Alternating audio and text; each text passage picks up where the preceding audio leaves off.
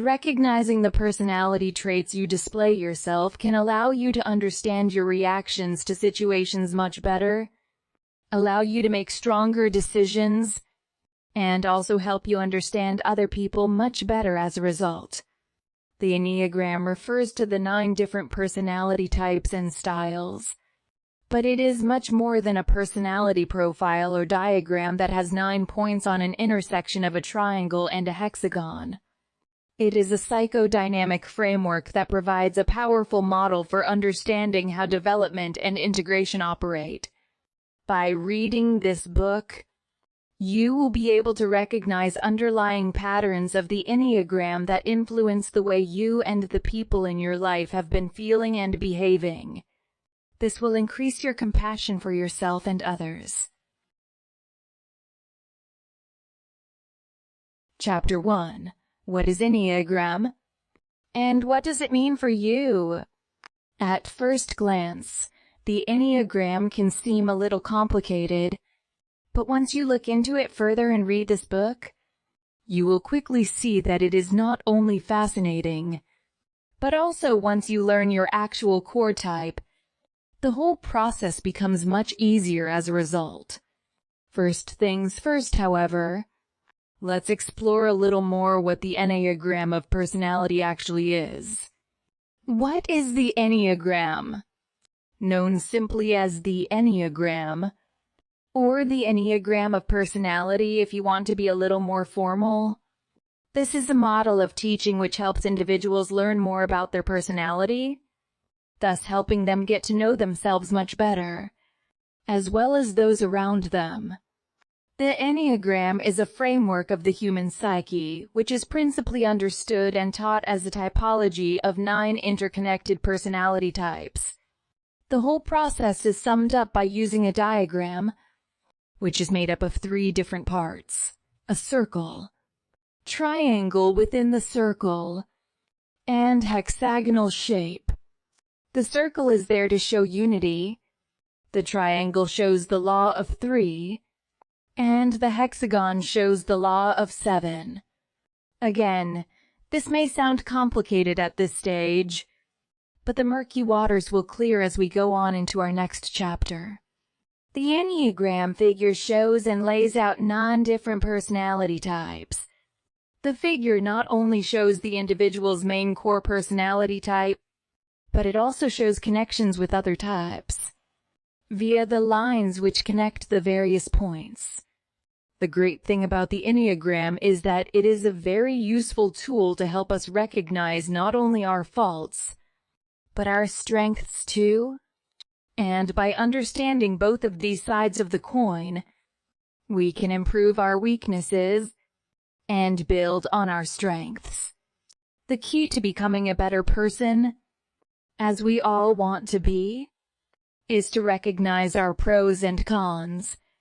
And if we can learn what our downsides are, we can do something about them. Perhaps even catch ourselves in the moment of reaction and question why we are reacting in a certain way. Where did the Enneagram come from? There is some debate over where Enneagram actually came from, because there are much of the modern side of things, i.e., the actual psychological breakdown of the different personality types and their interconnection influences, have been developed over the last few years by various Enneagram teachers. It is thought that the diagram can be dated back to Pythagoras, and the actual concept of the personality types could be as far back as the 4th century, or around the development of the Kabbalah in the 12th century. Diagram, Kabbalah tree of life. From this, you can understand that Enneagram is not just a theory to be taken lightly, and that it has been used for countless centuries, developed over time to its current state. Such is the influence of the Enneagram that it is now used in the business world to help employers understand their employees and how they work together. If you can figure out the different personality types with a team, you can move various personnel around to get the most out of their strengths and weaknesses. On top of this, Enneagram is commonly used in spirituality to help individuals gain enlightenment and to help them get to know themselves, as much as that might sound like a ridiculous statement. Of course you know yourself. Think about it. Do you really? Do you really know what type of person you are? Do you really understand the way you react the way you do? Probably not, but this is where the Enneagram can come in very useful indeed. Self-development and the Enneagram go together hand in hand. If you have ever read anything about Enneagram before, you might have given up at the first hurdle because it all seemed a little complicated. But once you find out your core type, you can easily look at lines and wings, which basically give you an idea on what else can affect your reactions and personality overall. Wings moving around the circle to connect to points on either side of your core type, close neighbors. Lines movement to connected points across the circle, your points of stretch and release. To break this down to simplicity, wings are the adjacent personality types to the core type, which can have some effect. Look at it a little like a horoscope. Whilst you have a primary star sign, the neighboring signs can affect you, depending on the date you were born, as well as the position of the moon and other planets. Nothing is ever as simple as black and white. Moving on from wings, we have lines. Now, there is some debate over whether this is actually credible, and teachers do have a slight 0-100 viewpoint on it. Some believe it, some don't. But basically, lines are the lines which connect to the points on the Enneagram. These can sometimes be called stress or security points, or integration or disintegration points. And again, these add to a person's overall picture of personality. So, from looking at the Enneagram, you will have the following information: your core personality type 2 wing points, which contribute connecting lines, which contribute. It is worth noting, however, that you should always pay the most attention to your core type, as this is the one which sums up the most points within your personality. Okay, by this point, you're probably scratching your head in slight confusion. But don't give up. You are just a step away from learning more about yourself, discovering self-development techniques. Chapter 2. Spiritual Roots. The Enneagram in History. The 9-pointed Enneagram symbol is said to originate from Sufism, mystical branch of Islam, and was first popularized in the West by Russian spiritual teacher G.I. Gurdjieff in the early 20th century.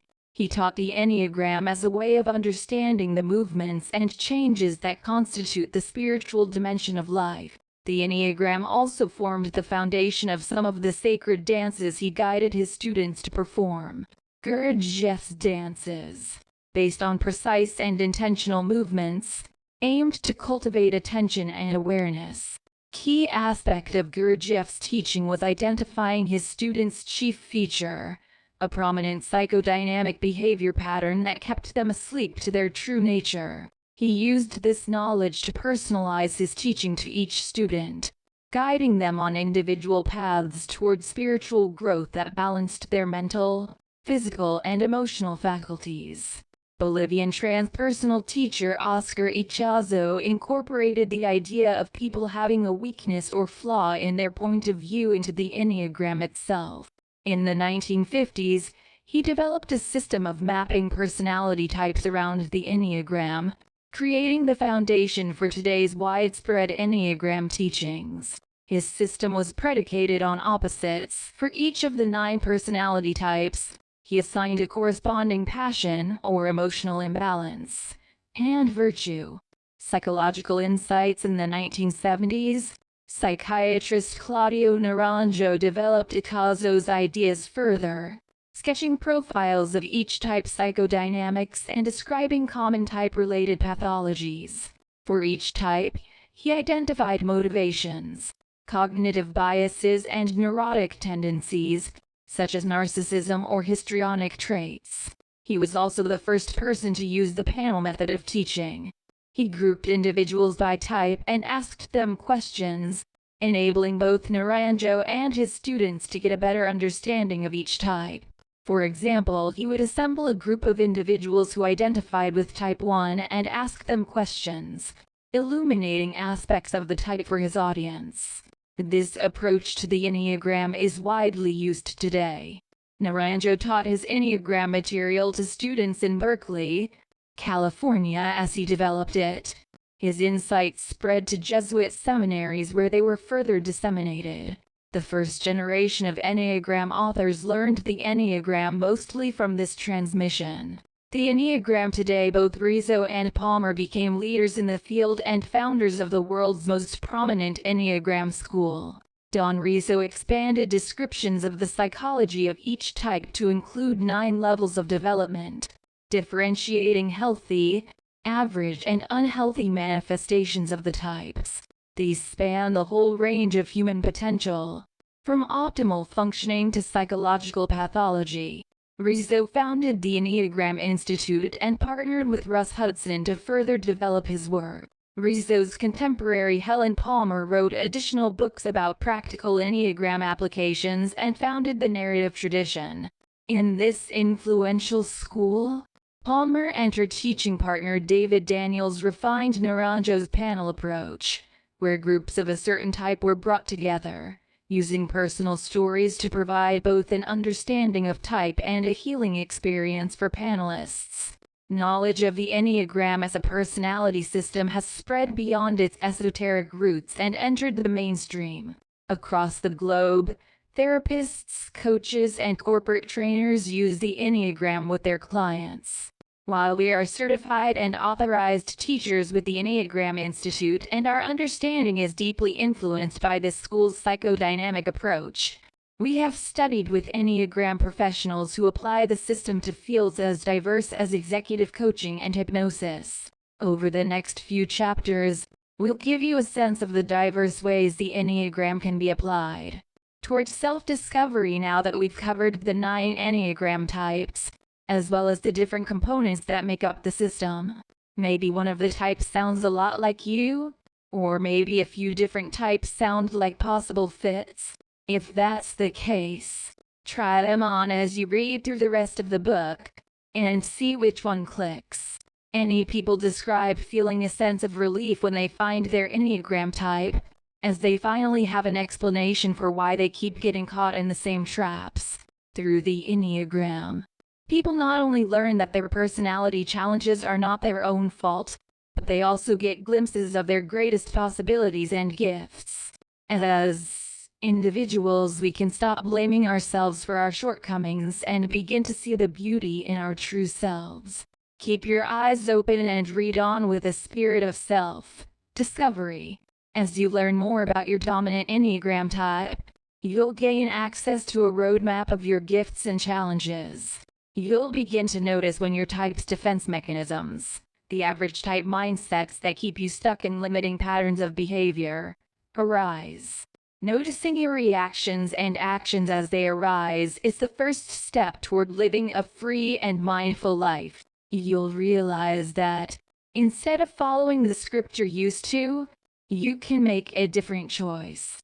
In the next few chapters, we'll take a look at how the different types operate in the workplace, in relationships, and in day-to-day life. You'll gain tools for understanding your own type in context and interacting with others in clear, empathetic, productive ways.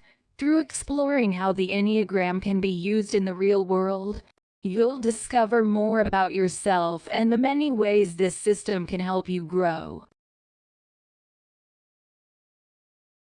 Chapter 3. Guide to Spiritual Transformation. The Enneagram is a powerful type of gateway towards the understanding of others and self-awareness. It gives a description of different dynamics and structures concerning the major personality types by creating a path to life, which is more integrated and rewarding. It comes from the Greek word enneia, which loosely translates to 9, and gramos, that entails a written symbol. So these are 9 distinct strategies for relating to the self and others. Each type for the Enneagram represents a different thought approach that comes from a different inner motivation and perspective of the world. The Enneagram enables a better understanding thus through universal language which transcends nationality, culture, religion, and even gender. Your Enneagram core functions as a home base from which one can make sense of integration and individuation.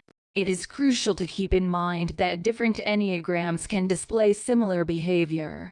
The styles are not based solely according to behavior, and outward representations can be deceiving. In order to distinguish between the different Enneagrams, one has to access motivation in order to explore the reasons why people may choose to act in a particular manner, and why acting in this way is given value by that person. Determination of an individual's personality type with the use of the Enneagram system does not necessarily put one inside a defined box of 9 archetypes. It assists people to see the box from where they are able to experience the world. With this in mind, one can step outside their worldview. Ideally speaking, personality is effective in allowing one to express themselves because they are able to categorize and identify who they really are. At the same time, there can be issues when people get stuck in automatic habits. In discovering these unconscious patterns, people are able to lead lives which are more fulfilling and enjoy relationships which are overall healthier. Working within the Enneagram model allows people to become successful in their relationships at home and within the working environment. Through understanding automatic reactions and blind spots, people can become more flexible with others in their lives and understand what others are feeling and thinking, this making it easier to tolerate others and be more compassionate.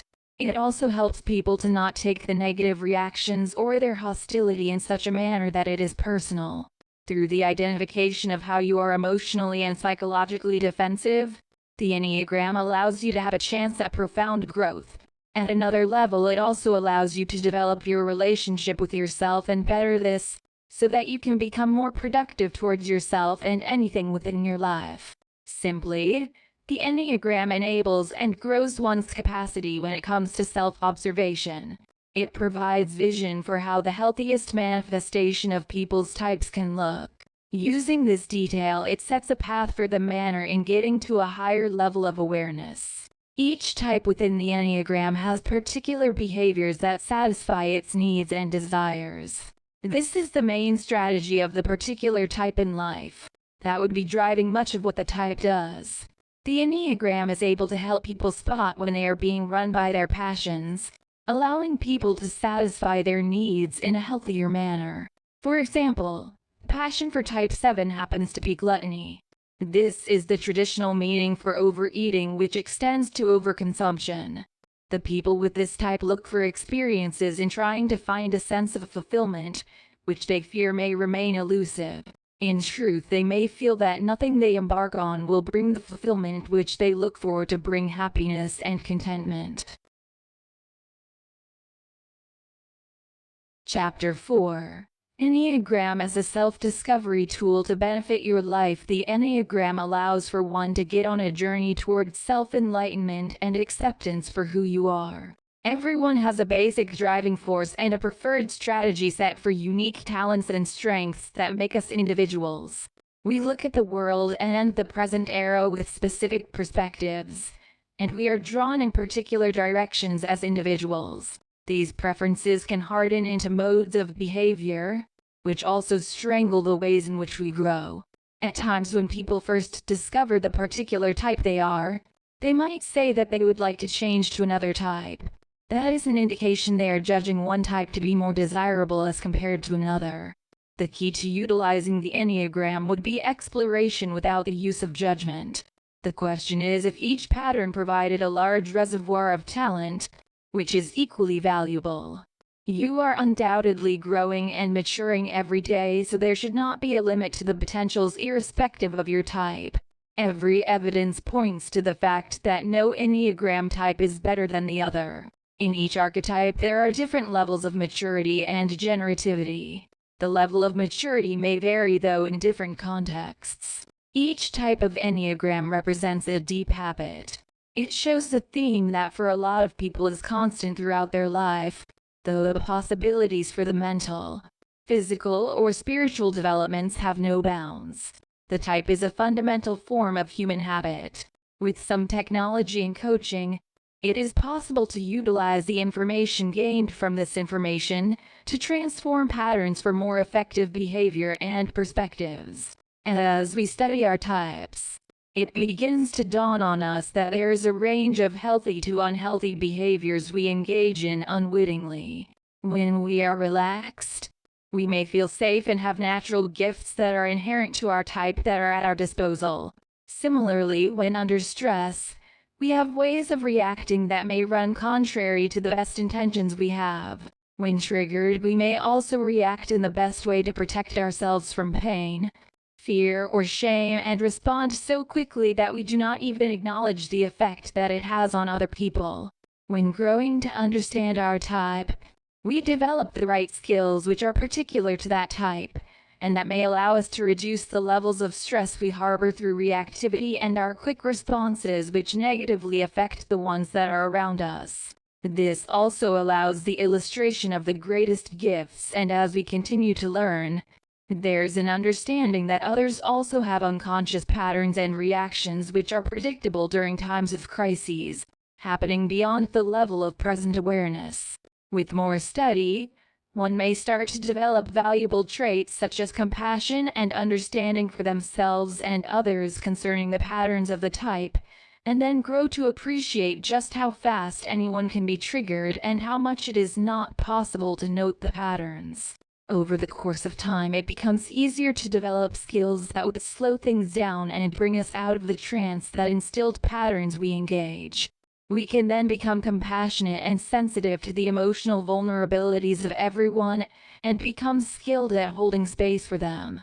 Under stress, each category has a way they disconnect from their loved ones emotionally. In-depth exploration concerning the Enneagram also assists one to navigate their relationships with more skill. Knowing the types of your family and colleagues can increase your understanding on their fears, defenses, and motivations, allowing you to understand how they would interact with you and others. The other reason you should take this journey into self-exploration is the commitment to living a conscious and caring life, though every day you may come across situations and people that could result in self-sabotaging reactions. Even if you had been on a spiritual path for some time, you may still be humbled by the manner that the unconscious reactions bring you to patterns that you had thought had been outgrown. It could be that you tend to space when your spouse expresses painful emotions because it disrupts your carefree attitude, or you may turn to alcohol or other drugs when you feel like you are being shunned or things are not going your way. Irrespective of the pattern, everyone comes with habits that block self-expression and joy. All of these patterns which are negative cause their own suffering, and they are linked to habits of the different Enneagram types. Even in the event that you can recite deep spiritual truths when these patterns are triggered, you may still forget the bigger picture of who you are and the unique gifts that you can share with the world. The question then arises on how one can find clarity and free themselves from the fears, motivations, and desires that fuel behavioral patterns and trigger other reactions from others. Chapter 5. Understanding yourself and those around you. Personality types. People vary physically, meaning you can distinguish one person from the other through various features such as their skin complexions, their hair, their height, their weight, and their shapes, amongst others. That said, we could classify them further and group those who share these traits together and give them names as we did blondes, blacks, white, and tall. The same way we classify people with their physical attributes, we can classify them with their individual and particular personalities. There is a reason why the world is as it is, why we attain certain achievements in life, why we excel in different areas in life, why we handle situations as we do, why some relationships last and some don't, why we handle pain differently, and why some people are more social than others. Our personalities determine a lot in a person because they shape our attitudes towards different stimuli in our environments. This eventually alters our approach and reactions to such circumstances. Personalities are the people we are, or rather the kind of personality we possess, and this affects the way we relate to each other. For example, you meet a person covered in tattoos and dreadlocks. One person may assume they are immoral individuals with no respect for religion and therefore dangerous. Another person may think that it's rather impressive, attractive, and that he or she has an artistic and creative personality. These different reactions are drawn because of the different personalities within us. This can also apply in our relationships. Normally, unlike people attract and end up having amazing relationships, and this is where people will say opposites attract.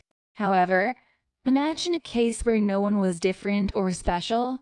What you stand for is what the next person stands for, and the other and the other. Naturally, this would bore you to death, listening to the same songs, loving the same things, doing the same careers, having the same opinions, and so on.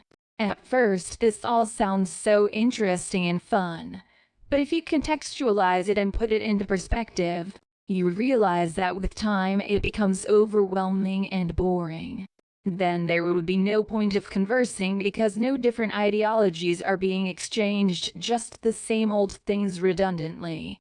This would kill so many relationships as there is no excitement or exploration of different perspectives between people and life. This challenging no purpose and no fulfillment, just reciprocity everywhere, meaning itself would be lost in life. Another area that will be affected by this is our careers because we are moved by the same stimuli pushing us into wanting to achieve the same goals, which isn't necessarily a bad thing, but can lead to stagnation as there are so many areas in life that need to be tapped into and exploited. We all have a purpose in life, and that's what makes some of us politicians, chefs, bankers, and others entrepreneurs. We are pushed by different things and moved by different stimuli leading us to our destined paths, where we are also pushed differently to achieve or reach different levels of our chosen paths. That is the reason why some end up in management, some stagnate, some start rival businesses, and some opt out and choose different paths in life. Our personalities shape our thinking, attitudes, perceptions, beliefs, and behaviors. They make us who we are. They make life what it is. There are various groupings of personalities, and they are grouped together because of their strongest traits, or the one thing about them that stands out most. We'll look at each of the 9 groupings and how it affects the people towards relations, success, purpose, and overall approach what they face in life. Type 1. The perfectionist. The perfectionist, just as their name suggests, they are always keeping it 100. In whatever aspect of life, they do it to the best of their ability. They take life very seriously, and whatever tasks they take on, they either do it perfectly or don't do it at all. With type 1s, there is no in-between. They are honest, dependable, and use common sense.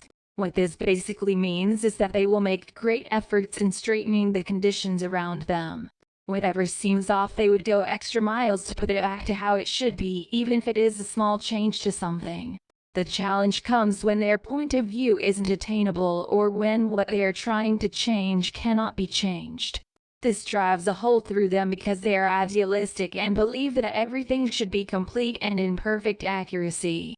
This is a big challenge that affects their perceptions and attitudes towards different aspects of their lives. For example, in relationships, they might try to make their partners see things as they do, and try making them have a common point of view with them towards everything. This, in most cases, would make them vulnerable to being prideful and might come off as rude or arrogant, possibly leading them to poor relationships and interactions. The ability to take and receive information willingly from different parties is what makes communication and relations what they are and adds meat to the bone. Having a strong-minded individual who has strong beliefs about what he knows can be very frustrating at times, and can drive away interest or lead to arguments that are pointless, especially if they are wrong.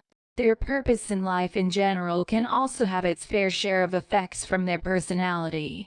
By this I mean that because they do not accept less than perfect and struggle taking others' opinions, they might end up wasting their time, money, and energy into trying to prove facts that are non-existent, causing them to chase dead causes, and since they don't share freely, end up suffering emotionally and psychologically, keeping all of their hurt within themselves and refusing to share.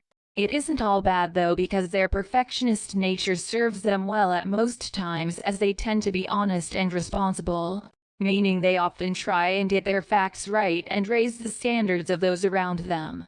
They take full responsibility of their actions, making them reliable people to turn to for advice because they tend to see reality for what it is: right from wrong, good from bad, and black from white. Their clarity is essential in life and offers a clear perspective of their journey, allowing them to assess what works and what doesn't work. This is a very important tool in life because life is all about improving and working on your flaws while dropping what doesn't work to attain the end product of being we intend or wish to be. Type 2. The giver. The second personality is the giver. Can call them the fitting crew, since they like to seek human approval from amongst those they interact with. To them, approval is of utmost importance, even if it means making personal sacrifices on different things in their life. This personality is cautious of everything they say and can be good individuals to nurture and guide as they try seeing things from your perspective, accommodating or welcoming your thoughts, therefore giving you great advice and opinions on life. This, though, comes at a cost, because having nothing you stand for can make you lose your identity as a person, even if it benefits the other parties. The givers are very caring and they like to make sure everyone is okay, especially their friends and family. And also, this is a very good trait. They can sometimes get stuck in situations where they believe everyone is selfish. However, they may need to realize that they themselves need to be a little more selfish. This affects different aspects of their lives, for example, work, friendships, and their relationships. They are very loving and accommodating people, and the fact that they actually take time to know you and understand things as you see them means that they are very good people to relate to, work with, and have as friends. And as said before, this can have a downside where they may depend on people's approval.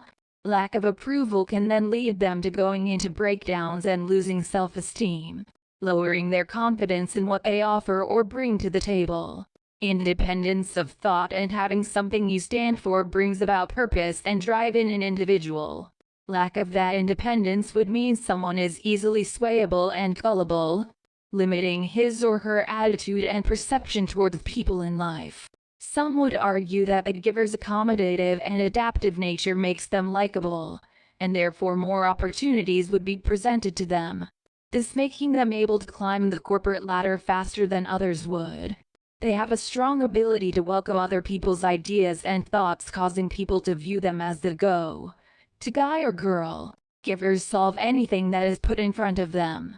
And because of their socializing skills, they are able to build a network faster than anyone else, causing them to be greater at a lot of tasks, especially team-based ones.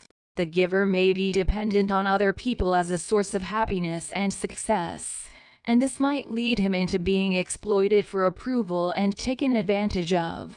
They can find themselves being naive, thinking they are winning the trust and approval of others, but they may be taken advantage of for the gain of others.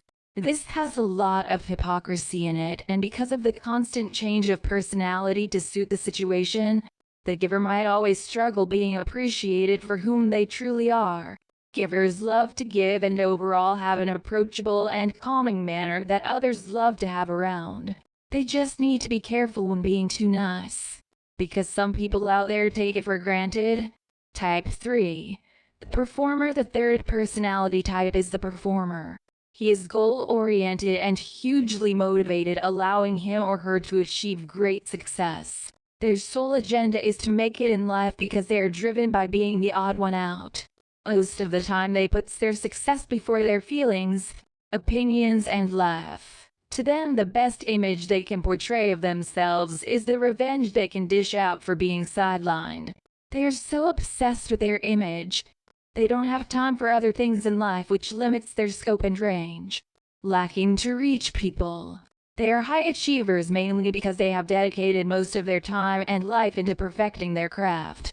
Because they are so focused on achieving their goals, following their dreams and passion, they can lead towards developing health and psychological issues like fatigue, depression from possible lack of accomplishment. This may be because minimal time is spent taking care of their health and well-being and more on what they need to achieve career-wise. The performer and the perfectionist share certain traits. For example, their obsession with achieving goals and doing it in the right way. This meaning that for the performer, nothing less than 100% is accepted, and this often leaves them being very successful in whatever they do. They can also motivate themselves to overcome hurdles and push others to achieve their dreams and aspirations because they know what it entails. They're very good leaders, and this makes them exceptional at careers such as sports, acting, and taking any entrepreneurial pathway. The performer should allow life to take place, flow with it, and experience all it has to offer. Accept all of its ups and downs, and enjoy all experiences that they dive into, so they can draw their own conclusions in anything they tackle in life. Type 4.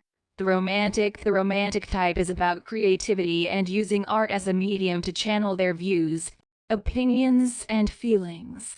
Different people have different ways in which we channel what is inside us. For some other personalities, like the perfectionist, they prefer keeping it within them and focusing on other things to stop thinking about their situations. The performer channels it to his work and through the high levels of success he attains. On the other side, the romantic has their own way of channeling his feelings, thoughts, and attitudes. They do it through art, music, dance, and poetry. Sentimental and elaborate when it comes to expressing their thoughts. They are passionate when moving between expressing what other people feel and what they themselves feel. The romantics are emotional individuals who comprehend emotion better than any other personality group, allowing them to reach other individuals who couldn't reach the comprehension point or understand their emotions through art. Because of their emotional nature, they need time to understand and accept whatever it is they are facing before they can welcome the world into their thoughts. They are very fragile and should be handled with care, because they carry so much emotion. The romantic can be dynamic when it comes to mood in that he or she may be excited at times or dull depending on what he or she has on their plate at the time. They go through life with an open heart, ready for new experiences, and they can take that with them on any task or career they want to tackle. It's best for romantics to balance between all emotions that occur and understand that they all happen for a reason. Doing this will draw different reactions for them, teaching them different things that help them develop better interactions and problem-solving skills. Type 5. The observer. The fifth personality we are going to look at is the observer. These people are the introverts in society. They are keen on what takes place around them and do not accept things for what they are. They like to question everything they know and analyze their surroundings to draw meanings and conclusions to everything. The observer tends to dwell alone as he goes about formulating his ideologies. To him, family might be important, but his own interests are of more importance. They don't often indulge in small talk due to their introverted sociological environment, and this is because they do not like sharing personal information and tend to keep a lot to themselves. They like to come up with conclusions and solutions from what they have experienced and from the various analyses they have found in their lives. The observer does not like indulging in small talk and is more comfortable talking or discussing things that they actually excel at or expert in. This is because they fear what they don't know due to the fact that it makes them feel inferior and unknowledgeable. That said, though, they don't like sharing all the information they have about a particular topic of interest because they're advanced in it, making it possible that they may be giving too much valuable information away. The observers should drop down the walls they have built and share more, accepting more people in their life. This will help them avoid loneliness and also widen their range of knowledge towards more things that they may be interested in life. Observers are very smart and are considered highly valuable people. Type 6. The loyal skeptic. Two main things characterize this group: their ability to judge characters and situations, and their ability to find solutions to problems before they occur. This category of people will always be on the lookout for people and situations that bring them harm and hurt to their families or loved ones. The simple reason being to them that people have different attitudes and intentions, and it's up to them to figure them out and come up with quick solutions to whatever they might be.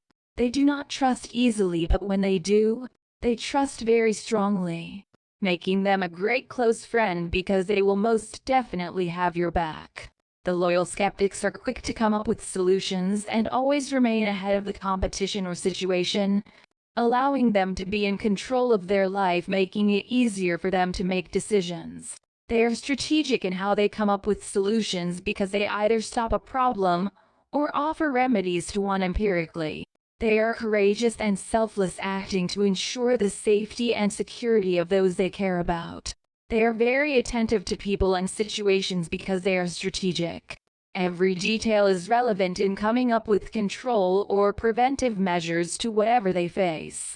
They set high walls that others should prove beyond to protect their own emotional well-being from wrong people. They are brave, therefore ask serious questions, leading them to aggressive or pushy attitudes.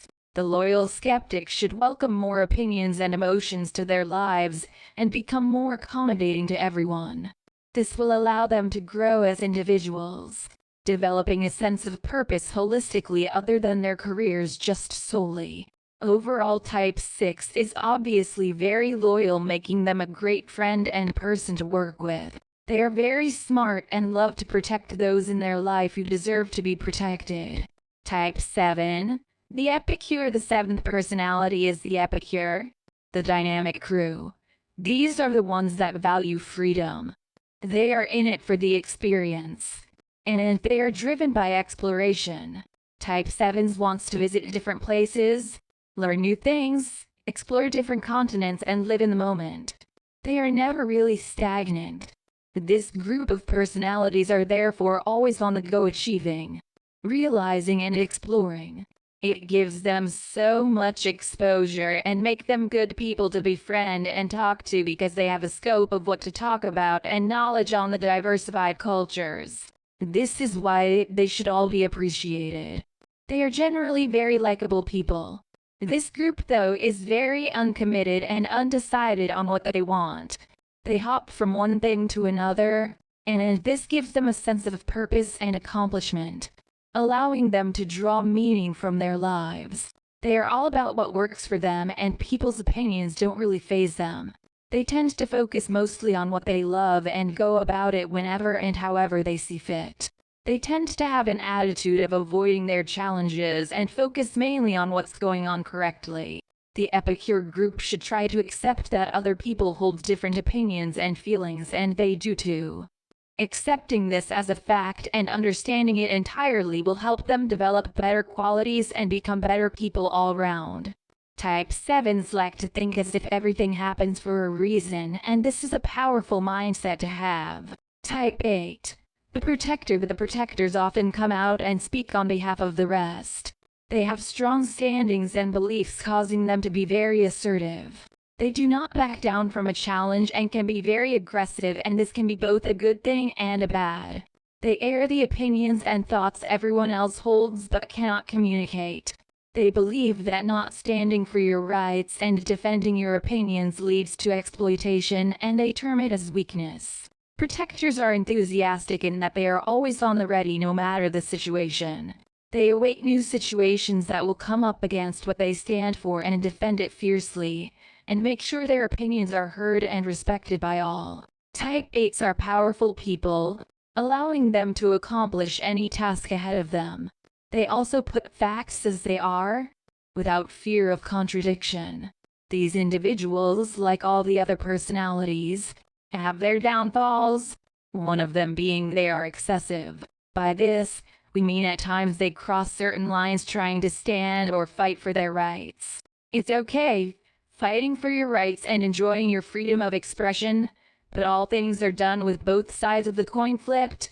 Where one person's right start is where others end. These people might tend to cross this bridge knowingly or unknowingly from time to time. The protector can be quite dominant because their ideals and opinions were not supported. An attitude or perception may have been developed towards themselves if this is the case. Group 8s should try to understand cooperation and mutual understanding as a means to resolve more issues and make their life easier. Type 9. The mediators. The final personalities are the mediators. Here we have the best of both worlds, defenders and challengers dependent on the scenario. The mediator's main aim is to bring peace between two torn parties. This means they are welcoming to all opinions and suggestions as they aim to find a balance between all that is presented before them. They are characterized positively by balance. They find the perfect balance between the two stories and draw sensible or workable conclusions that are accepted by both parties. Secondly, they are accepting. By this I mean that they consider other people's points of view and try to see where they are coming from and why they think as they do.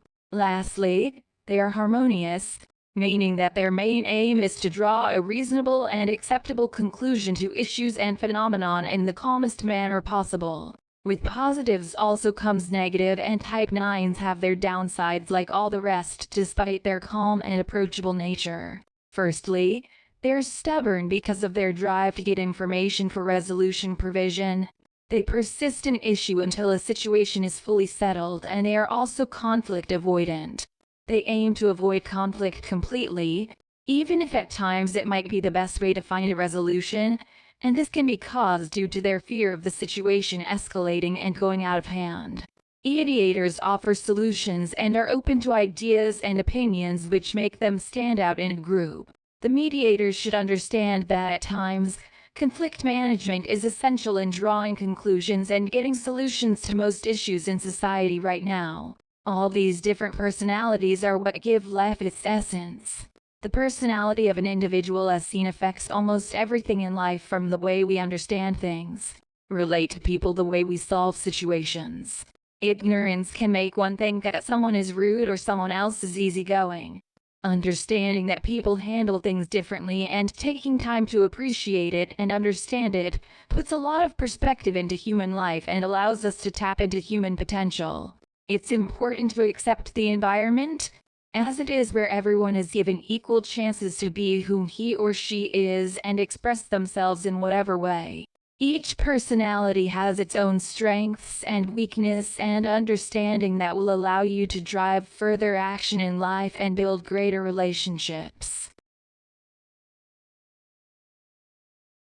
Chapter 6. Reading a soul. When you are reading this book, you are showing something about yourself which is inherently human. Your curiosity, as someone who finds the curiosity that is bound to be in all humans, and which is also one of the many things that bind us all together as people in the world. Sincerely hope that by continuing to read, you can find your own path toward the satisfaction of your innate curiosity. Perhaps it's the, or at least, one of the most profound curiosity of man that drives us to read and write books like this. The curiosity of our own souls. Humans are profoundly selfish.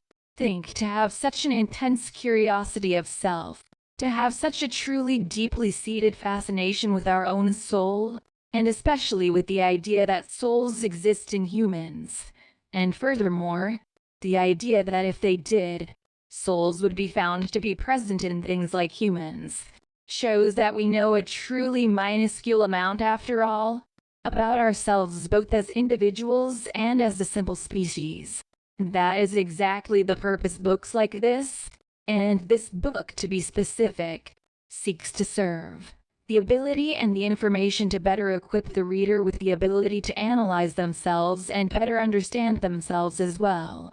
Although many people seem to most often find themselves trying to, often without much success, analyze themselves through the numerous personality tests they may find online or through other sources, or even trying to find the answers to their most internally pressing questions through other means such as mystics or other professionals of pseudosciences, frankly, These mystics and spiritualists who attempt to persuade the common civilian that their future can be told through a crystal ball, the palm of a hand, tea leaves, or something equally asinine, can be compared to con artists, both people that prey on suspecting people who innocently want to understand themselves and the world around them better. Although it should be noted that the Enneagram model is also nothing of an exact science itself. However, personality tests such as ones that assess the Enneagram are ones that ask questions that actually ascertain the personality type, or at least gather something of a rough estimate of the individual who happens to be taking that test. Those who take a test to try and find out more about the Enneagram test, or about what type they themselves fall under, may find that the results they get are ones they don't personally identify with. People that do not identify with the majority are most definitely not broken people or people who answered the test incorrectly. The fault of misevaluation lies not within the participant, but within the examination. With that in mind, the Enneagram model stems back many centuries by many counts, even reaching as far back as the 4th century, when a Christian mystic developed the concepts of 8 deadly thoughts, as well as an overarching concept that pertains to the love of self.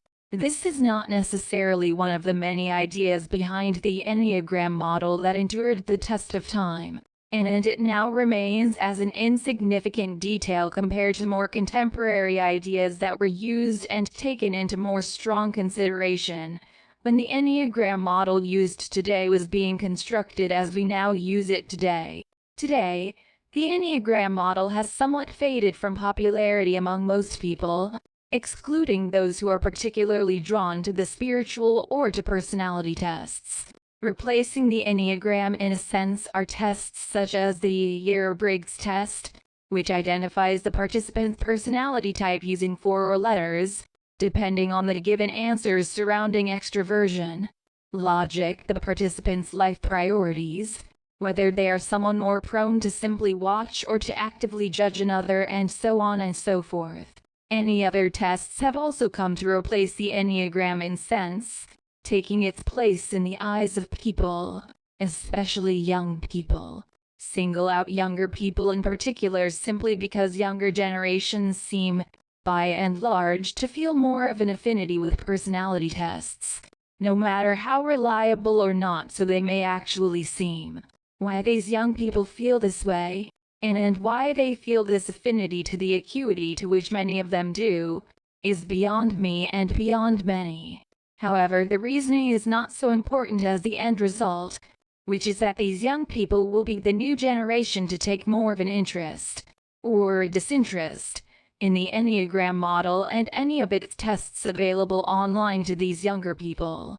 Whether or not this younger generation actually takes interest may or may not be what sinks or swims the popularity of the Enneagram test or its model. Although the Enneagram has always been less popular than its comparable competitors, other sources to determine personality type which simply is more readily available or more easily maneuverable to young people, it has still been a fairly popular source of gauging the persona, or the attributes that make up people. Though whether the popularity of the Enneagram models rises or plummets, one has to ask, what makes personality tests so popular in the first place? They love to discover more about themselves. This is, of course, one contributing factor to these tests' popularity. However, there is another massive affinity that binds most people together: the love of being categorized. Although many people will vocalize about how they find being categorized demeaning, or otherwise unappealing, the vast majority actually find categorization something of a comfort. Being sorted into what we perceive as neat packages, neat boxes or rows under which we exist, lets us release the constant weight hanging over our heads, the constant responsibility of making our own choices and forging our own paths in life. Neglecting these responsibilities allows us to elect instead to conform to the predetermined path that has often been set before us by our predecessors, the people who came before us and who have walked the same path that is now expected of us as well. There's a reason that they say, to be someone who forges their own path is to be someone with a surplus in willpower and in determination. Once you're determined to exclude yourself from the majority, you're more or less released of the confines that once shackled you to a singular expectation or set of expectations, but you also run a much higher risk of being looked down upon or even ridiculed by your peers, most of which have unwittingly or otherwise chosen to walk their predetermined path. This is perhaps the other most daunting thing about attempting to be totally authentic in the way you live your life. The peer pressure. Those societies, especially ones that are focused on cooperation and social harmony, such as countries in Eastern Asian countries like South Korea and Japan, have in a way engineered their very own cage of lab rats in which the rats are the ones to keep each other from leaving the cage, leaving the actual researchers outside the cage to do as they please without interference.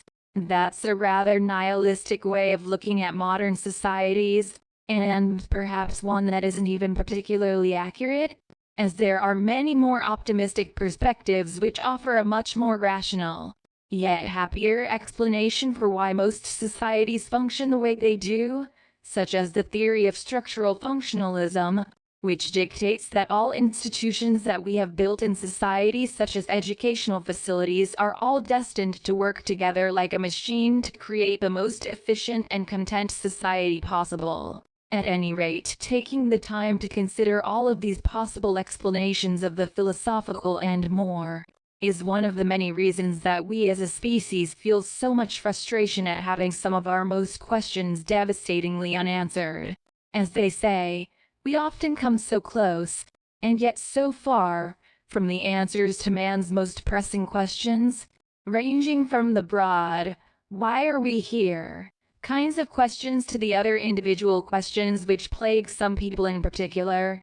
Regardless, it may be said that in this day and age where the identity of the individual has often come under scrutiny, and we are forced to take a more rock-solid evaluation of our own identities, is at least a contributing factor to the recent boom in popularity of personality tests such as the Myers-Briggs and its predecessors, as well as the Enneagram. Of course, to a lesser extent than the former. Keeping all of these things in mind, let's move forward with the intention, not only with the intention to learn more about the Enneagram model and its purposes in the world today, but also to learn more about the individual, and what tests like the Enneagram say about us. Chapter 7. Understanding Enneagram characters' characteristic role. This is, simply put, what kind of archetype you as a person fit best into, whether it be a strong, fighting warrior type, or more of a calm mediator type. Ego fixation. This portion of the Enneagram result focuses on what you want most for yourself out of life. It represents a selfish desire, as the name implies, but not necessarily a negative desire. Ego fixations range from daydreaming excessively and over-planning your daily life, to things that are more commonplace when we think of ego, such as jealousy. Holy ideal. This is what the Enneagram type strives for in their life above all. While their ego fixation represents their selfish desire, their holy idea or ideal is more representative of what they feel is the most honorable or blessed trait that can be found in a person, ideally themselves. These holy ideas can range from those that are easily attainable, like transparency or faith, to type 1, whose holy idea is simply perfection in all its facets. While these ideals are important to all Enneagram types, some of the ideas are simply not attainable, and urges to chase blindly after things that can't be controlled or obtained should be, if not broken off completely, at least kept in check by that individual. Basic fear. As the name implies, the basic fear is indicative of the most primal fear known to that specific Enneagram type. These fears are often rooted in some kind of common psychological background that ties members of a certain type together, so there will be people who exist outside this majority, do not experience their type's basic fear at all, or simply have the fear of another type which exceeds the one that belongs to its original type. These basic fears are also typical of a more philosophical nature, since they are very often derived from the background and possible traumas of that Enneagram type.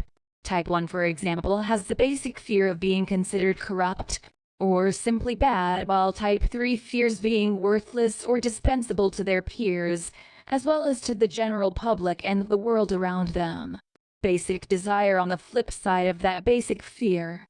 All Enneagram types also experience a basic desire. Different from the ego-fixation of that Enneagram type, it's often found that the basic desire of an Enneagram type will directly correlate to their basic fear. While the first type, who fears being seen as corrupt, has the basic desire to be seen as benevolent and good-willed, the third type fears to be worthless and therefore has the basic desire to feel loved, appreciated, and simply put, worth something. These basic desires are often very obvious once the basic fear is exposed, or vice versa. Some who consider themselves experts in the field say that, after all, the basic fear and basic desire may actually play off each other to strengthen each other, thus keeping the individual under their own psychological thumb, in a way. This is, of course, under the premise that the individual doesn't have the proper control of their thoughts and actions so as to control the desire and fear. So for now, think of them as a yin and yang dynamic, not opposite but complementary. Temptation. The temptation of each Enneagram type is one that is considered more variable from person to person within their respective type, but the basis of the temptation often stays the same, since it also plays off that individual's basic fear and basic desire. For example, Type 1 fears being viewed as bad, and therefore has an innate desire to be seen by others as good, in any way possible and sometimes by any means necessary.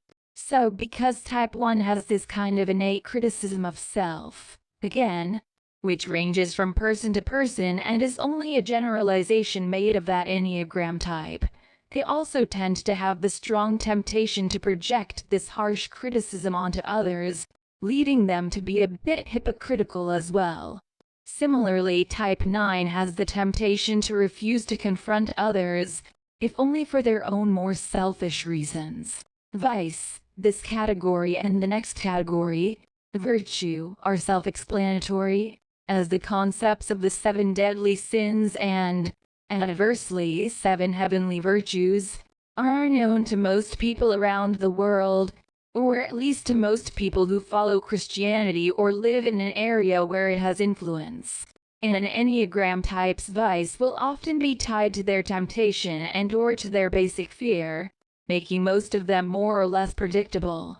Where Type 9, whose temptation is to engage in a lack of confrontation or to try and avoid conflict actively, has the vice of sloth in the context of this disengagement. Type 1's vice is simply their anger or their wrath. This wrath is often considered to stem from their hypercriticism of themselves, as well as their criticism of others. Virtue, surprisingly, often the virtue of a particular Enneagram type is actually the complete opposite of their vice, as opposed to its complement or simply a virtue that was completely unrelated to the vice. Where the anger that Type 1 often exudes can get in the way of its path, it also shows serenity in times where its anger is not showing, or at the time when there's no need to show anger, because they're often such polar opposites. It may be that the virtue is not supposed to be taken as something that exists outside of the vice, but rather as the other side to the Enneagram type's coin. Thus, they should be discussed not exactly as separate parts, but more so as one merged or conjoined part of one person's identity.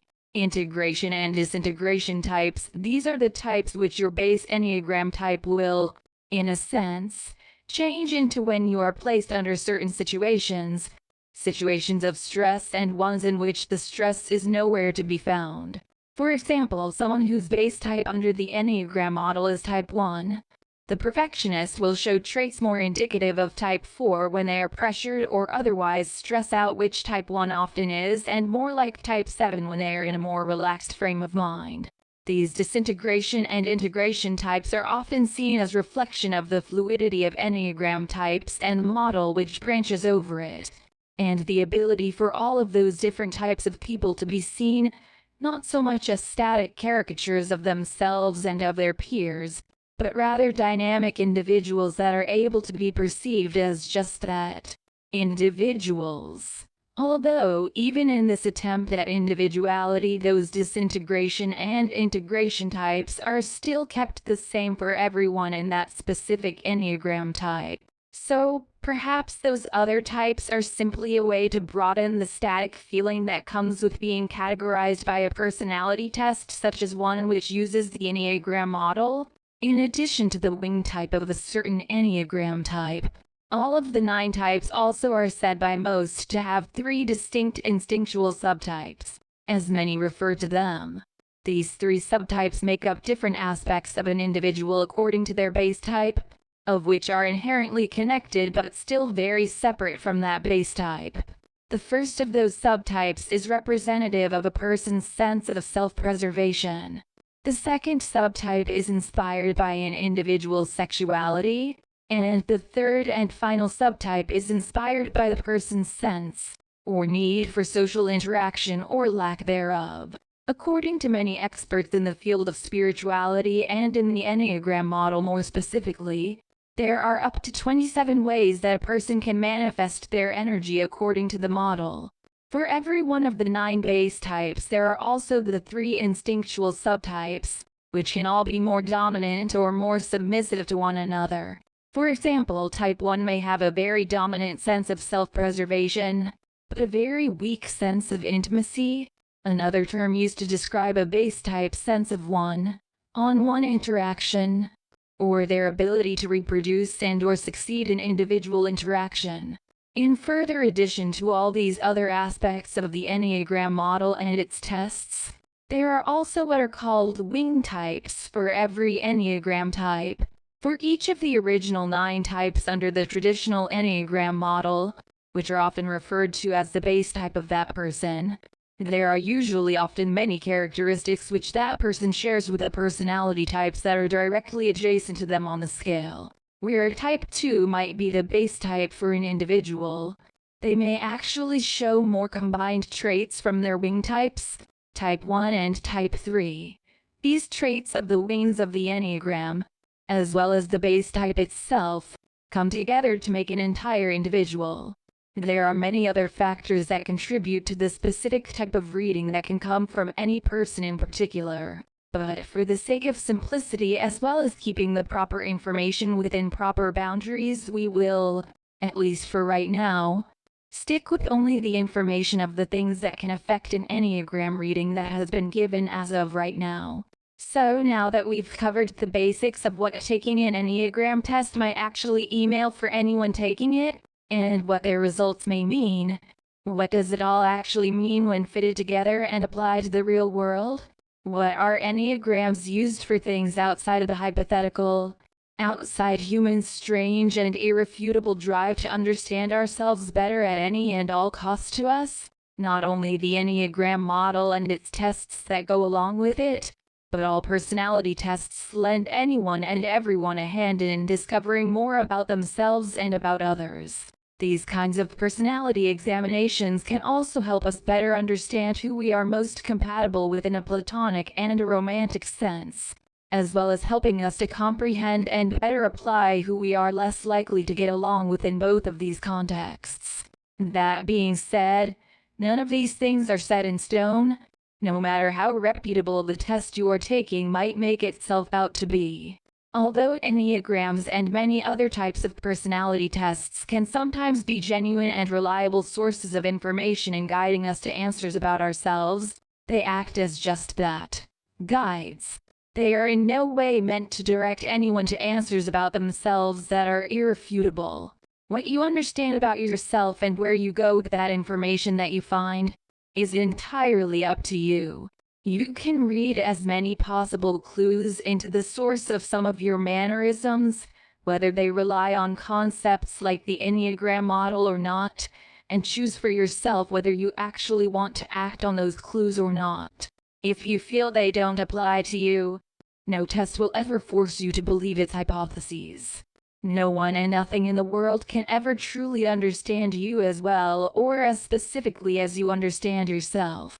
Even if you, at any point in time and for any reason, feel as though you are at a loss to understand yourself, personality tests and guides of that variety are only there to give you a general understanding of your personality, the same amount that could be gauged by a conversation you had with a stranger, or by someone you've only known for a week. They can never truly glean that much into the depths of your personality, your motivations for feelings of actions, or any specifics as to any other facet of your personality. The only person who can make those estimations and perform those social experiments to check is you, for only you have the power to see within your own soul. However, before Enneagrams were modernized and adapted so that they could be used more easily as personality indicators, they were used in a notably more spiritual context.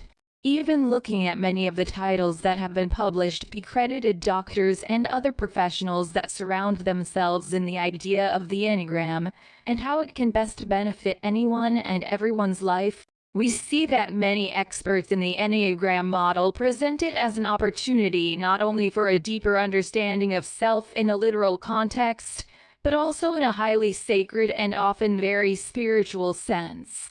Not only this, but looking at things that have been written and published about the Enneagram model as we now know it, it's often stated as though the Enneagram is something that brought meaning, in a religious or otherwise spiritual context, to the author's life or to the lives of any individuals that the author has brought into the monologue of that work for whatever reason.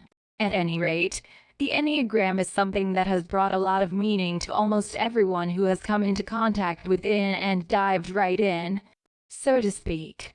So, what is it about the Enneagram model that makes it so attractive to authors and to people who are devout spiritualists and followers of religion? What about it spiritually sets it so far apart from its other majorly popular personality test counterparts? Although the Enneagram as we know it is no longer used explicitly for followers of the Christian faith, that's a large part of what the Enneagram model was originally meant for. From its noted creator to the Chilean researcher who helped mold it into something much closer to the shape of what we know can recognize as the Enneagram model of personality types, the Enneagram model was almost destined from its very creation to most always be used in a spiritual way. This spirituality is even reflected in the very structure of the model as we recognize its more modern form. The Enneagram model, as we know it today, is composed of three basic parts of its structure. The outermost circle of the model, which symbolizes in many religions, and generally for most people, unity of many different groups. In this case, the circle is outside all other comparisons being drawn between different personality types and kinds of people. The bond between all kinds of people, between every single one of the Enneagram types, is shown to be more important than any implied compatibility between certain types, or lack thereof. An equilateral triangle which connects Enneagram types 3, 6, and 9. This inner triangle is shown in many spiritual contexts to stand for the law of 3, which is most often reflected in Christianity.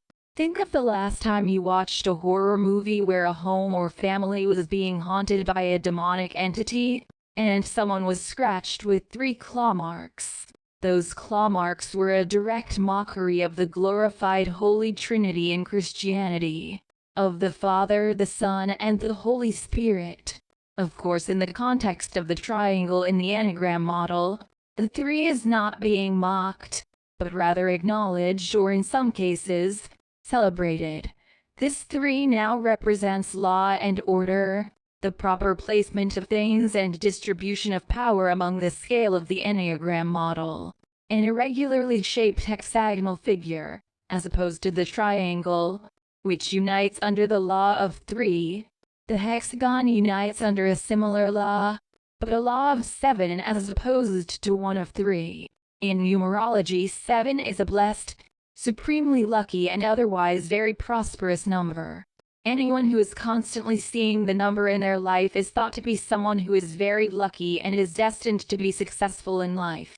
Therefore, it is a number which is prominent in the modern model of the Enneagram's personality types.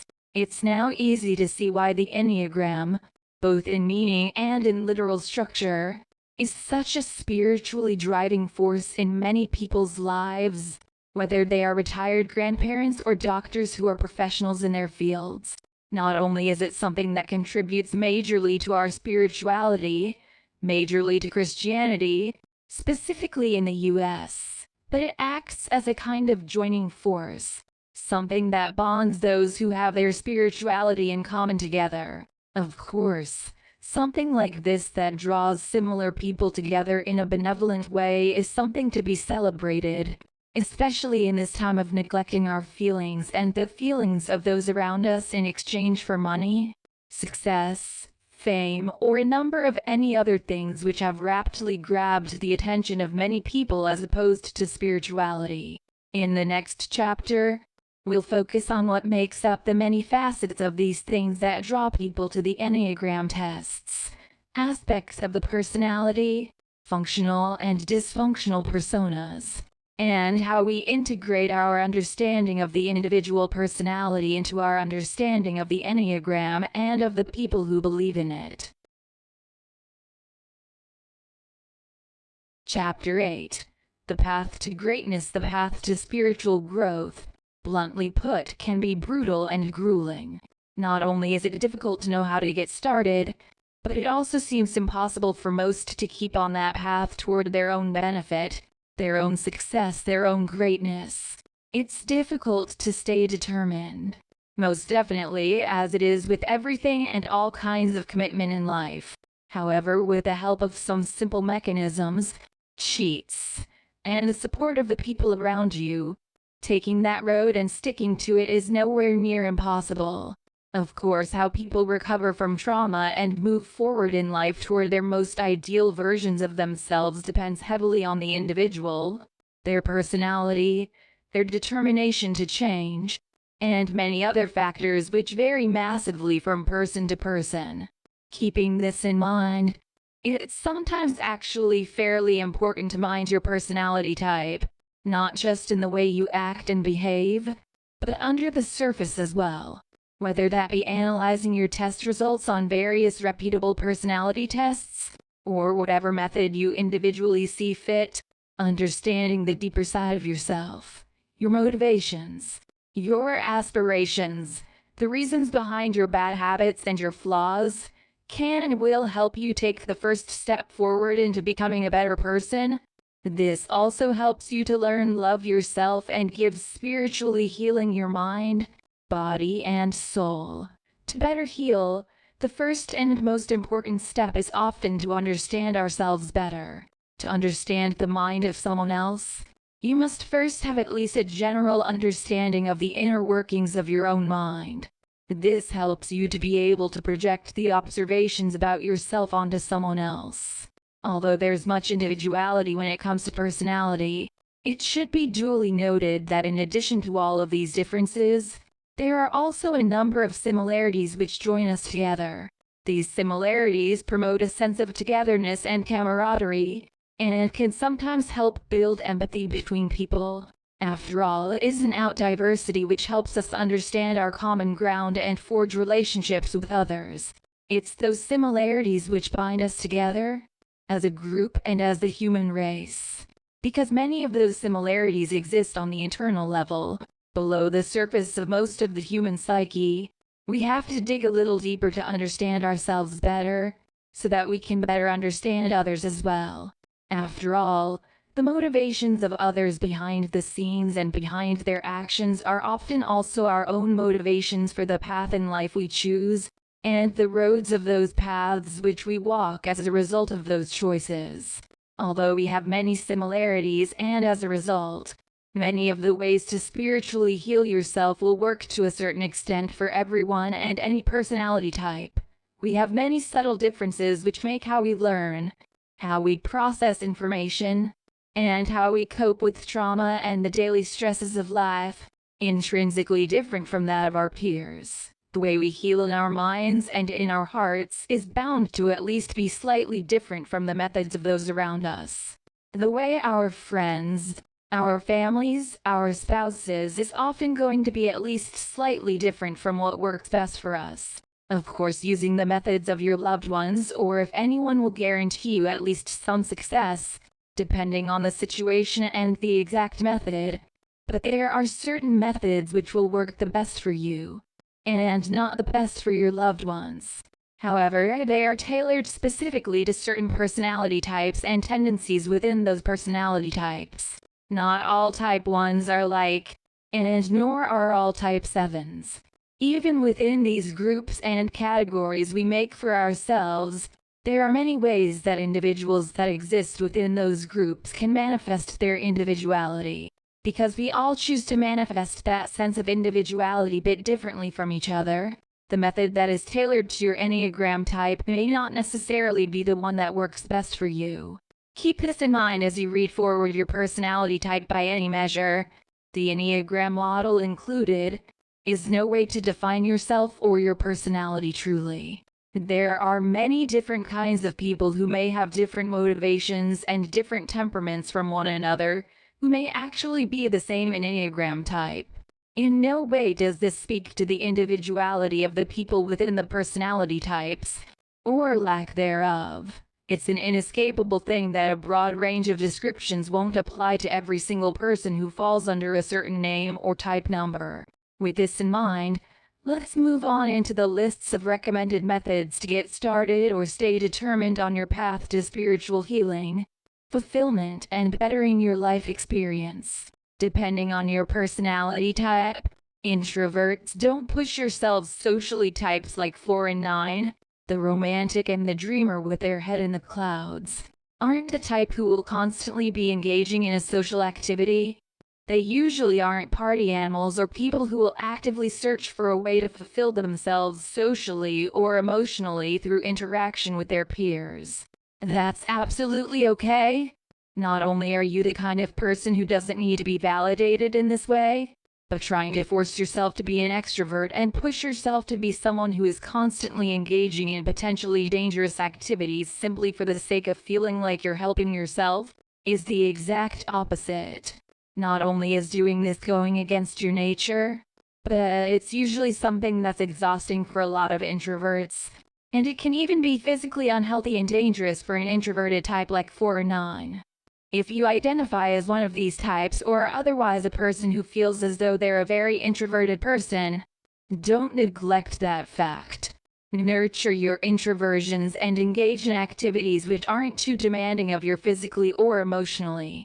Of course, if you feel like you're holding yourself back from doing extroverted things and don't feel exhausted because doing extroverted things is uninteresting, but because your sense of social anxiety is holding you back, this is a different matter entirely. If you feel as though you may actually be someone who wants to do things like this and go to parties and that those extroverted activities may actually suit you more, it may just be a matter of anxiety or nervousness. Combating this anxiety is something that must be taken slowly and carefully. This is another matter in which you can't overwork yourself or go too hard, too quickly. Anxiety is something that must be nurtured and gently disposed of. Trying to violently or harshly dispel the nervous tendencies of an anxious person is more likely to simply cause them to revert back to a person afraid of their own shadow, crippled by the idea of being looked down upon or seen as too awkward by other people at a social function. If you're someone who struggles with courage or the self-esteem needed to pursue those interests and engage yourself in unfamiliar functions or social circles, you aren't alone. Be gentle with yourself and congratulate yourself on even what seems like the smallest and most insignificant victories on your path to becoming the person you most want to be. Remember that the best things take time and that the fruit which is the ripest is the hardest to be plucked. For type 4, the romantic who feels as though being different is the key to success. Here's a secret I've learned over the years. Sometimes, Trying to be unique can be the downfall of both a business and a person. Being different in a way that doesn't come naturally will only decrease your chances of success. And there's a big difference between being yourself and trying too hard to appeal to others. There's a strange kind of irony in your venture to be different so that you can escape the feeling that you're trying to get the attention and praise of others. In that venture, you're also trying to get the attention and the praise of other people who have pioneered their way through the world in their originality and their different perspective of the world. You want to be like them, and it's because of that desire to be recognized, to be seen, that you're tempted to try so hard to break the status quo and break apart from a majority you might look down upon. Consider something else about that majority while you're at it. The majority that you might be looking down your nose at is probably more right than you are. Of course, it's never an especially accurate creed to always follow the crowd, but vowing to follow that crowd instead never at all may actually be an even worse idea. After all, the effect that one person has to influence an entire crowd isn't infinite. There's a reason, and usually a good reason, that something becomes popular. Of course, there will always be cult classic movies and hidden gems of the media, but not everything that the majority of people enjoy is bad. This simply is because it's popular, and not everything you deem underrated, because it's not well liked, is actually objectively good enough to be considered underrated by most other people, critics of that media included. While we're on the subject, a healthy amount of criticism of others is healthy, but taking it too far will result in conflict and poor relationships. Speaking your mind is important, but not being willing to compromise with others, or to empathize with others, is even more important to work with others in society. Unfortunately for you, living off the grid in total seclusion likely isn't an option, so I wouldn't recommend it. Learning to cooperate, collaborate, listen to the opinions of others, and take those opinions to mean equal value to you like yours, will help you become not only a happier person, but a kinder and a wiser person as well. To type 1, the individual who can become obsessive, the things you're currently worrying about probably will not actually matter to you or to anyone else in a few years. To be concerned with something isn't in any way bad or something that will negatively affect you in the short term. However, your obsessive tendencies can and will come back to bite you in the long run. Take some time for yourself and dedicate that time to loving yourself and taking care of yourself. You are the only person you've got to live as, so you might as well enjoy the life you are trying to live. There is more to life, and more to your happiness, than your efficiency and how much work you've done for yourself. Surely your accomplishments in life so far are nothing to scoff at, and you're doing well for yourself in the literal sense. But what will those accomplishments mean when you feel yourself on the brink of departure from the earth? What will all the nights you could have spent resting, that you spent in the office or dedicating your being to work, mean at that moment when you look back? What it will mean is that you've wasted a part of it. Of course, everyone will have different priorities in their lifetime, but the understanding that you are not meant to spend your entire life working until you keel over is universal, at least to most people. It's dangerous to your health as well. There is, of course, nothing wrong objectively to educating yourself to your work or to your heart. However, there is something wrong when you become obsessive, constantly dedicating yourself to your work to please others, instead of for your own enjoyment. It's there that lies the epitome of your fatal flaw. Type 1, you don't work as hard as you do so that you can be proud of those accomplishments and proud of your work. You work as hard, as desperately, and as obsessively as you do, so that you can attain the praise and the affirmations of the people you respect and live up to. Of course, that's nothing to be ashamed of in and of itself. However, having that as the sole or main purpose for your hard work isn't normal or healthy. That fixation on the validation of your boss or higher-ups are going to be your downfall. The reason you may look back at the end of your life and finally realize your mistake. That mistake can cost you weeks, months, years, decades of your livelihood and of your career. And that career will likely be successful, but not fulfilling.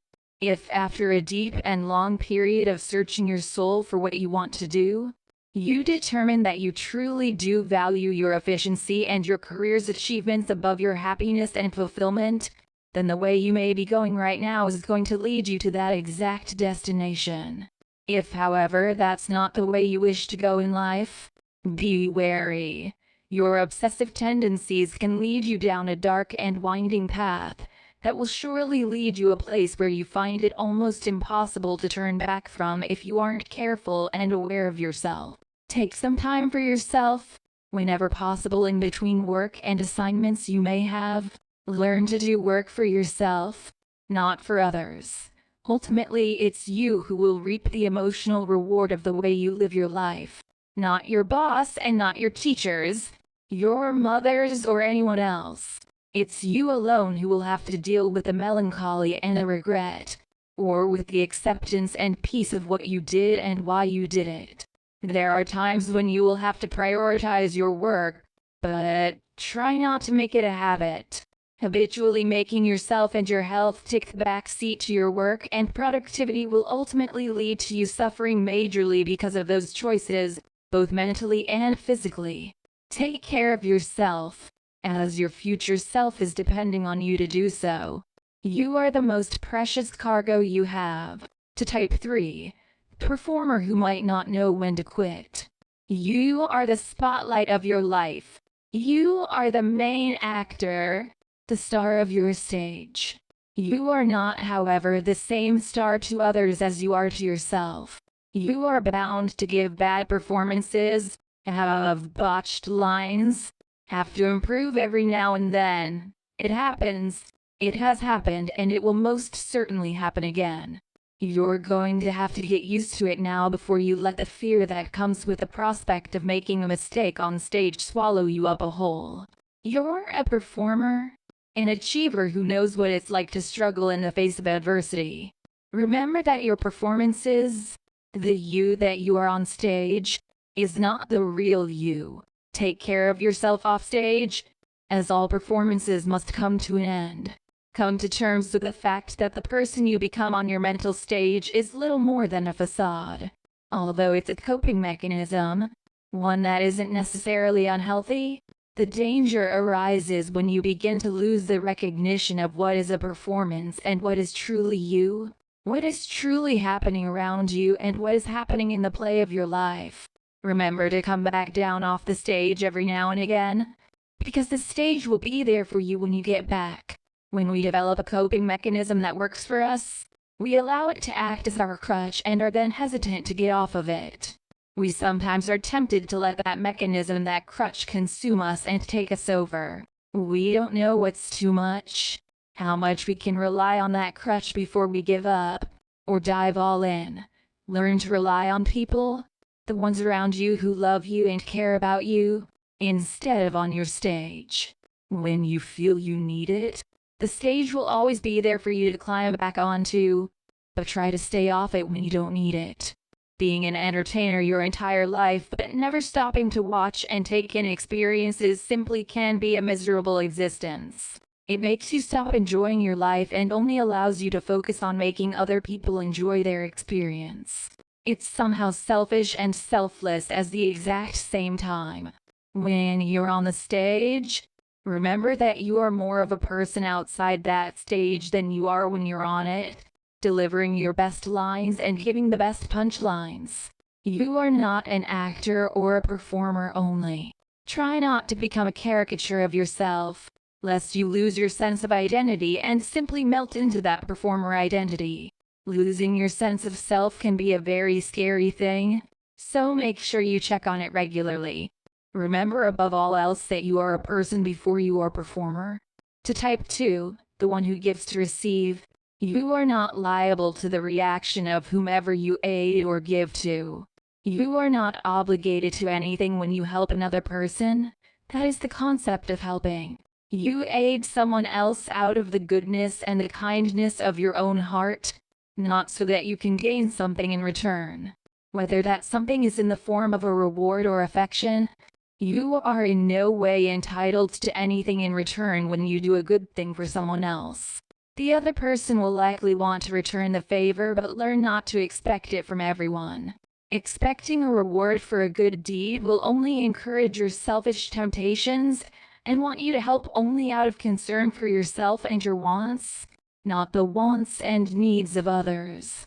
In addition, try to stop yourself from accepting any affection that comes your way. It will seem tempting, and the person may have the best of intentions, but try to learn not to rely too heavily on the people around you for affection. The most satisfying love you can have is the love that is given and received by you. Any polite cordiality you receive from someone you have given to is likely not expressing their genuine love for you. They simply want to repay you. Understanding the difference between the infatuation you feel for people and true, genuine love will be the thing that saves you from potentially dangerous situations and harmful relationships. Those relationships may seem beneficial to both parties when they begin, but they usually end up becoming something significantly more sinister than what you may have originally thought. They may end up being someone who wants to use you for their own needs, neglects, even abuses you, or simply someone who you thought you were going to click with because you wanted to receive affection from them and failed to see that you simply weren't compatible beyond the mutual loneliness shared between the two of you. That aside, you know that to receive affection from others, you have to be upfront about your feelings and why you want affection from them. To have love given to you, you have to make the person you want that love from understanding how, why, and in what form you want that love. There are people in your life who are more than willing to give you all the love you could ever want or need in the world, but no one is a mind reader. You have to be the person who reaches out and makes the first move so that the other person can exactly understand what you want from them and why. So, in your everyday life, practice the skills you feel you need to accomplish that growth in your confidence by forcing yourself to be upfront about even little things. If that results in you eventually giving less and helping fewer people, that isn't necessarily a bad thing. It means that when you were giving and helping others in excess, you were predominantly doing so in the hopes that you could receive their love and affection in return, an unhealthy and not specifically moral reason for helping others. You are not someone who is cruel. However, you have the heart of someone who wants to help others. Don't let that desire to help clash and overlap with your desire to be loved. For type A or someone who can develop a hero complex, you are not the chivalrous hero you might think you are. No matter how much you help people and rescue them from what you perceive perilous situations, don't misread a situation and become involved when you don't need to be, or really shouldn't be in the first place. To be honest, you're often better off taking the back seat to the people you think you're helping. You don't need to help people as often as you might think you do, because people aren't as reliant on you as you think. Most of the people you surround yourself with can take care of themselves quite aptly, and don't need your help to survive in the world. You aren't a necessity, but the desired companion.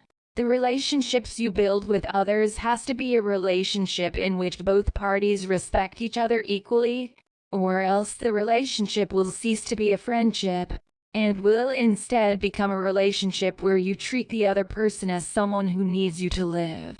Remember that the world goes on without you and that the people you want to protect can live and protect themselves. Although your help is usually appreciated, make sure that you aren't becoming overly confident and protecting someone else when you don't need to, lest you just make the scenario worse for both you and the person you want so badly to protect. The people you care for and who care for you understand that you do all of this out of goodwill and the desire to be someone who can help others while asking for nothing in return. The desire to be a hero is universal and relatable to most everyone of all walks of life. It's admirable to want to help others selflessly, but don't mistake your desire to help for your desire to be recognized and rewarded for your actions.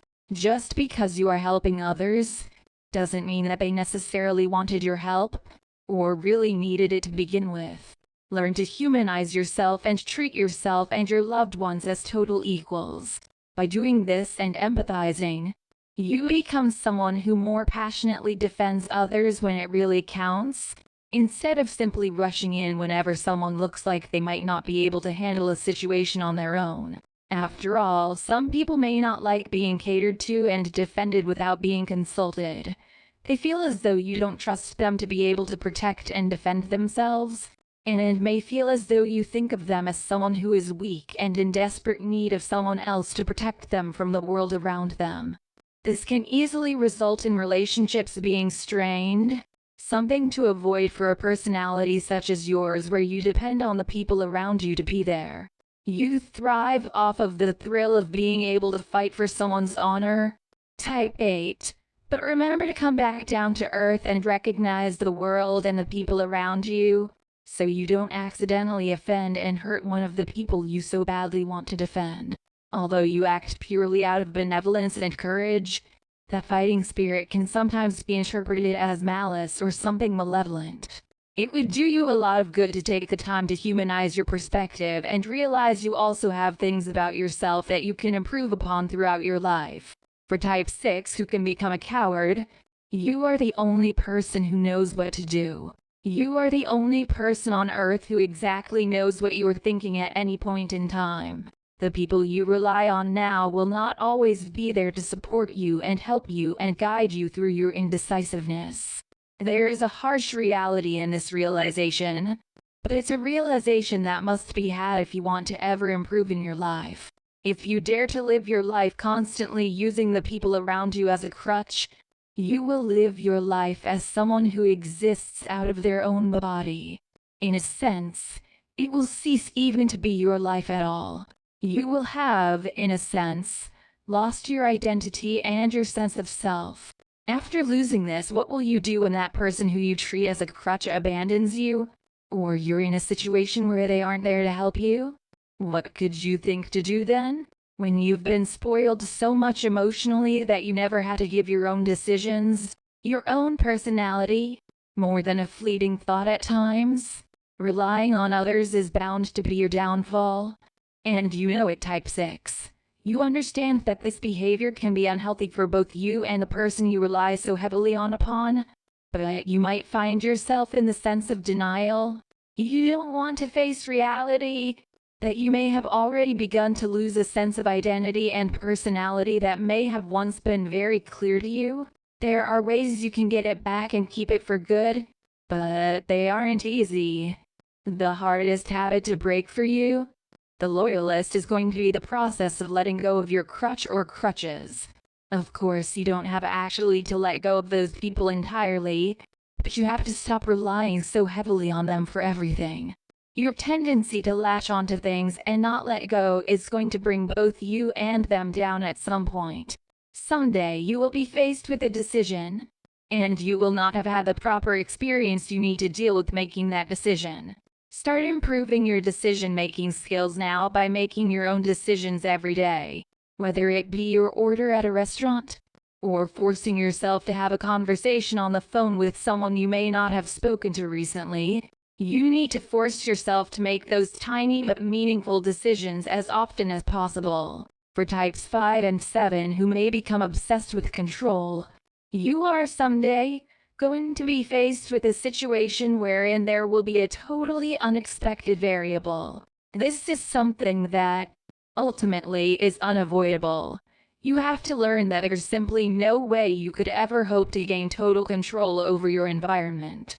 It isn't the situation which judges your character, but how you react to unprecedented circumstances. Truly, what you do in the face of chaos is what will define your character.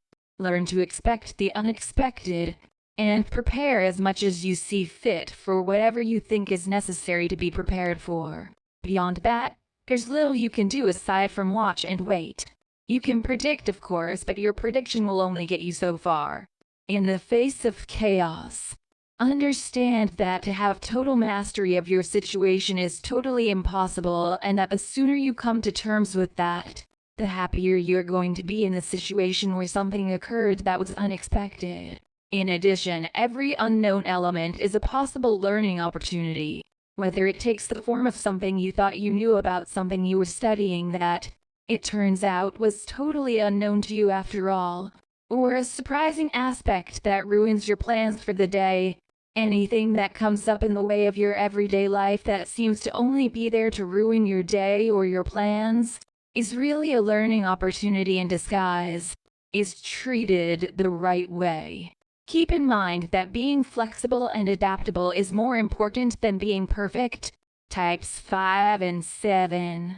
You have different experiences and different personalities altogether, although usually there will be more broad similarities than differences. Keeping that in mind, you are unique to the entire world, comparable to everyone else, in your Enneagram type or not. You know different things, and you don't know different things. You are bound to know many things that will help you and be ignorant of other important pieces of advice. This is why humans work best in groups. They can rely on one another to complement each other's strengths and weaknesses, build each other up, and together form a more perfect example of a human than what one person would have amounted to all on their own. Of course, there are many other things into consideration when moving toward spiritual growth. The most important thing to keep in mind may be this: keep going. You are more than the sum of your parts, and it's going to be worth it, so keep going. Always keep going. Chapter 9.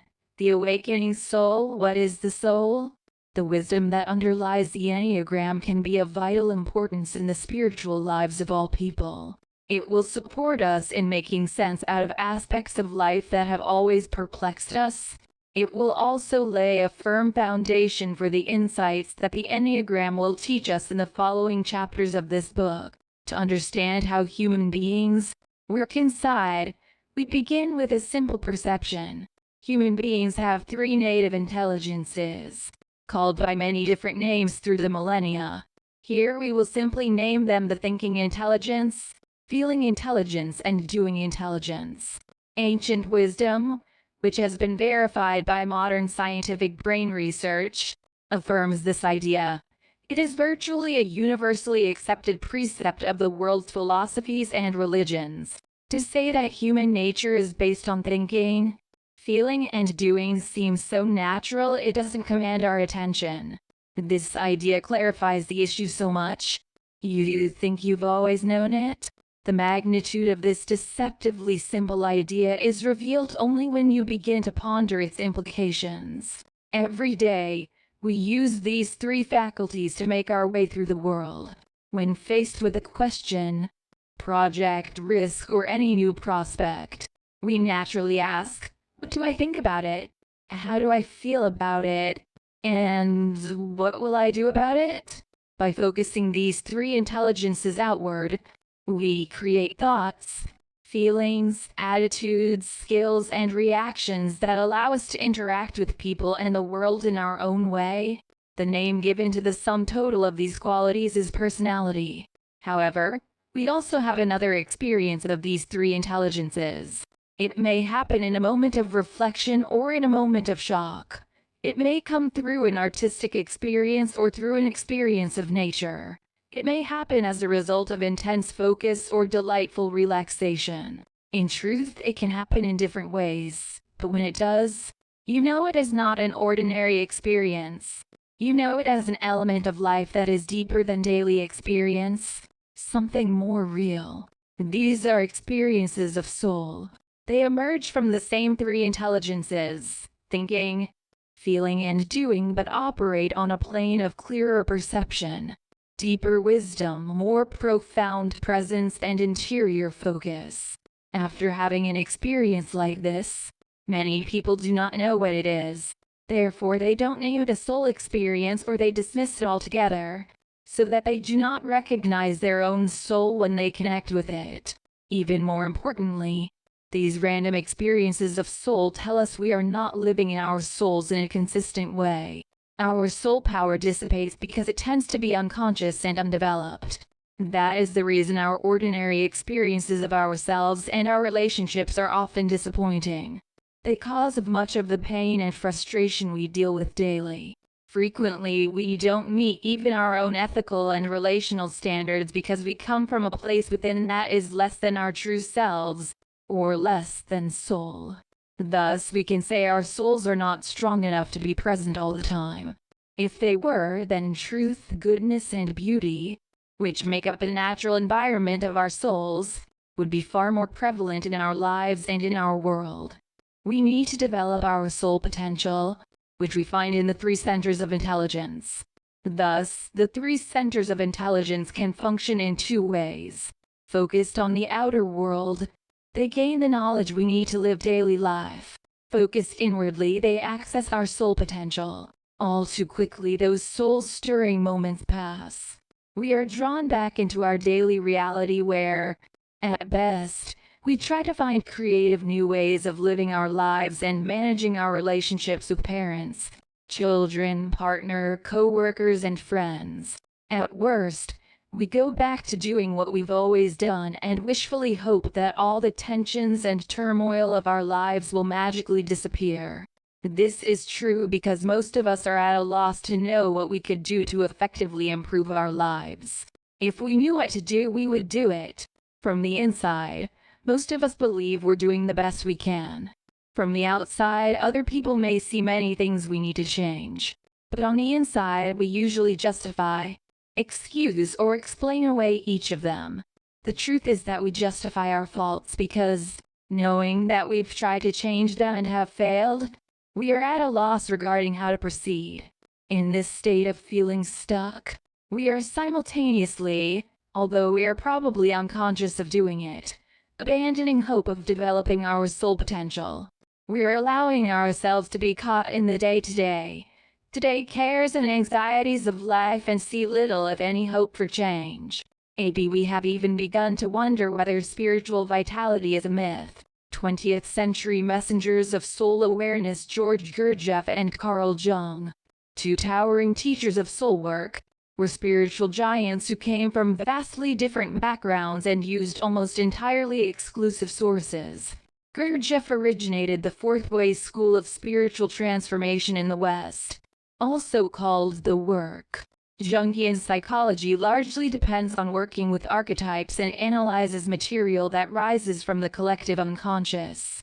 Gurdjieff and Jung were contemporaries whose lives began in the last quarter of the 19th century and spanned the first half of the 20th. Although they never met face to face, both men had vitally important messages about the soul for Western culture.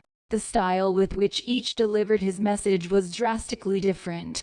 Yet there were many similarities in the messages themselves. Chapter 10. Self-awareness through your personality type. Now that you have discovered your personality type, it is important that you consider actions and steps that will allow you the joys of personal growth to become more self-aware. As you would guess, different personalities have different actions and recommendations for the journey of self-awareness.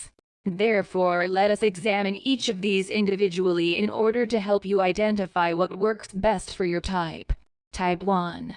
The reformer. The main concern for you is to reclaim your serenity and learn to be Zen. In order for you to grow as a person, you must learn to release your resistance and accept that just because things do not seem to be perfect, it does not mean that they are bad or unworthy. In order to achieve this, it is advisable that you relax, taking time for yourself and release the mental burden that you need to do everything.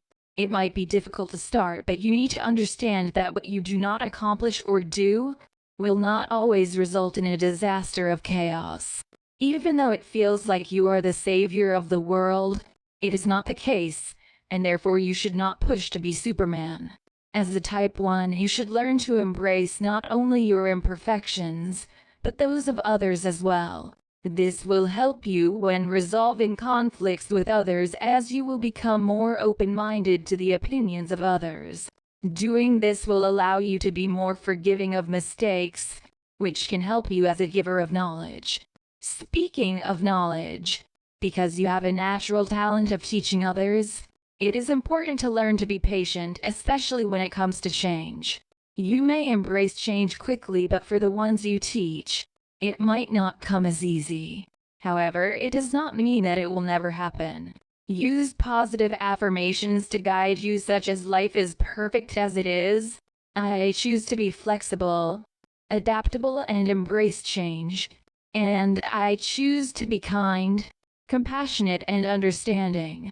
This will help you get in touch with your emotions while still maintaining the intelligent, reasonable, and logical side that is in you. Type 2. The helper. If you are a helper seeking personal growth, your area of concern should be to reclaim humility through becoming more conscious of your own motives. To start, you should learn to differentiate between meeting your needs and not being too needy. It will stop you from being clingy and turn you into an emotionally aware person. Because you give love unconditionally, you do well in relationships. However, it may often draw you away from taking care of your own needs because you are too concerned with fulfilling your partner's needs. Keep your genuine loving nature, but also put in more effort into caring for yourself and meeting your needs first. As it has already been established, you enjoy helping others, and it is a spirited nature that you should continue to do. You can adjust it slightly in two main ways. First, ask people what they really need before doing something for them or helping them. Second, fight the temptation of reminding people what you have done for them after you have done it. Instead, let it be and leave it to them to either thank you or not, rather than reminding them and making them feel uneasy. Your positive affirmations should range between loving others and yourself unconditionally and being perfectly clear about your intentions. Type 3. The achiever. In achievers, true growth and self-development comes in the form of being truthful. This starts with being honest with yourself and others, especially about your feelings. Be authentic by resisting the temptation to brag or impress others. Take some time off from your busy day to connect with another person you care about. It will allow you to become more loving and caring in your relationships. Your ambition is a great quality that you should hold on to. You can improve this by allowing yourself regular breaks to not exhaust yourself. These breaks give you the opportunity to get in touch with yourself and recharge your batteries. Taking a break will also help you understand that success does not rest on your shoulders alone, allowing you to consider making a team. Develop yourself through avoiding doing what is acceptable just to be accepted. Take time to discover your values instead. The most important positive affirmation you should repeat to yourself is that you are authentic despite your mistakes and imperfections. Type 4. The individualist. The most important thing for you is to understand that your feelings are not a true source of support. That being said, try avoid working according to your mood. Meaningful work should not wait until you are in the right mood, no matter how small the contribution may be. Making contributions through work will help you discover your talents and special skills. In order to develop your self-confidence, you should bury the feeling of not being together and put yourself in the path of good. The best way to do this is to take on a challenge, whether it be physically or emotionally, at work or in a relationship. The commitment will bring out the best in you. If the challenge gets you stressed, you should give yourself time and space to de-stress through communicating with your loved ones. As much as you may enjoy lengthy conversations in your imagination, you should take it down a notch and instead use this time to build relationships with your loved ones through actual conversations. Practice equanimity and find joy in the present. Type 5. The investigator. For Type 5, you receive spiritual growth and self-awareness when you give yourself to others. It is normal to have conflicts, and you should allow yourself to work things out. It will make you work well when it comes to resolving conflicts. Having even one friend who you are comfortable conflicting with is a real bonus to your personal growth. Because you are so intense, it may be difficult to unwind and let go. This can easily lead to unhealthy ways of coping with stress, such as drug abuse and alcohol. When you get stressed, turn to exercise or biofeedback techniques. It will turn your nervous energy into helpful motivation to keep at it. Your mental capacity is indeed an extraordinary gift, but it can take you out of the here and now, possibly drowning you in your mental capacity. Try as much as possible to stay with your physicality by speaking out your thoughts and ideas with others around you. This will not only make you a better communicator, but it will also help you get your needs met. Type 6. The loyalist. Your spiritual path as a Type 6 is to let go of fear because, after all, you attract what you think. Learn to be present in your own anxiety because, after all, people are more anxious than you think, and it is not unusual. If you get in touch with your anxiety and pick up on it, you will be able to manage it and may even be able to turn it into a powerful tonic that energizes you and makes you more productive. When under stress, you may find yourself to be testy, angry, or simply competitive. This can make you blame others for your own shortcomings. Therefore, become aware of your pessimism and find creative ways of dealing with it. Learn to point out what makes you overreact and learn to manage your thoughts about these topics. You should always remind yourself that things are not as bad as they seem, and that the bad is mostly your imagination overreacting. Engaging this helps you solve problems faster and in a more logical way. Trust is a big issue for this type of personality, but in order for you to grow, you need to become more trusting. Look for people in your life who care about you and have themselves offered to put their trust in you. Open up to them about your emotions, thoughts, and needs, allowing yourself to get close to them, because you have a natural gift for getting people to like you. Tell them how you feel about them, and you will notice that you become less anxious and more grounded and comfortable in your own skin. Type 7. The enthusiast. Growth for the enthusiast is achieved when you are no longer dependent on the highs of life, because you will be able to pace yourself and immerse yourself into the real nature of existence, which does include some lows. One way to do this is by observing your impulses and not giving in to them. The more you resist, the more you will be able to focus on what is truly important. When it comes to experiences, it is better to choose quality over quantity.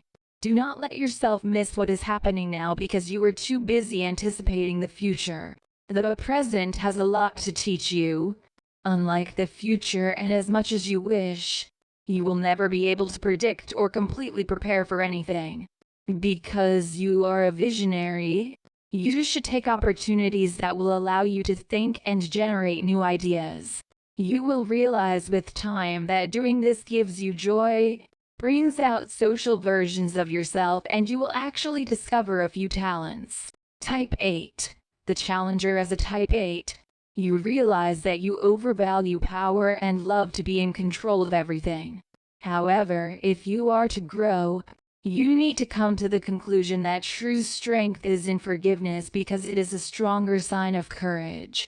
When in power, ensure that you act as a leader and not a boss. Lead by example rather than just giving out orders. You will become a better communicator and worker for that matter. As much as you think the world is against you, you should come to terms with the fact that they look up to you to set a bar. Believing that these people are against you hurts your relationships because you end up alienating yourself from them. Identify the people who are on your side and let them know that you also care for them. This will not only improve your relationships, but it will also give you a lot more self-confidence. Positive affirmations that should govern your life include: I can be gentle and strong at the same time. I extend a helping hand to those who need support. And I embrace every part of me, including my weaknesses. Type 9. The peacemaker. Though you may be used to daydreaming, growth means you remain in tune with people. Attempt to be more involved both mentally and physically so you can be an active member of society. It will improve your interpersonal skills and turn your relationships into opportunities for better communication. In order to become more aware of your body and emotions, you should engage yourself in exercises. Not only is it a healthy way of forming self-discipline, but it is also helping you increase your awareness of your feelings and emotions. Body awareness will help you to concentrate and direct your attention in other parts of your life. It is also a great way to release stress and aggressions. Hold positive affirmations such as being in touch with the world around you and working on your personal needs close to your heart. These will give you a surprisingly calm energy and help you understand that you do not need to lose yourself to others in order for you to be accepted, loved, or to simply keep the harmony. Benefits of self-awareness: your coping skills will improve. Life will always throw challenges at you. When you lack self-awareness, you may address obstacles from a place of reactivity, and it becomes much harder to cope.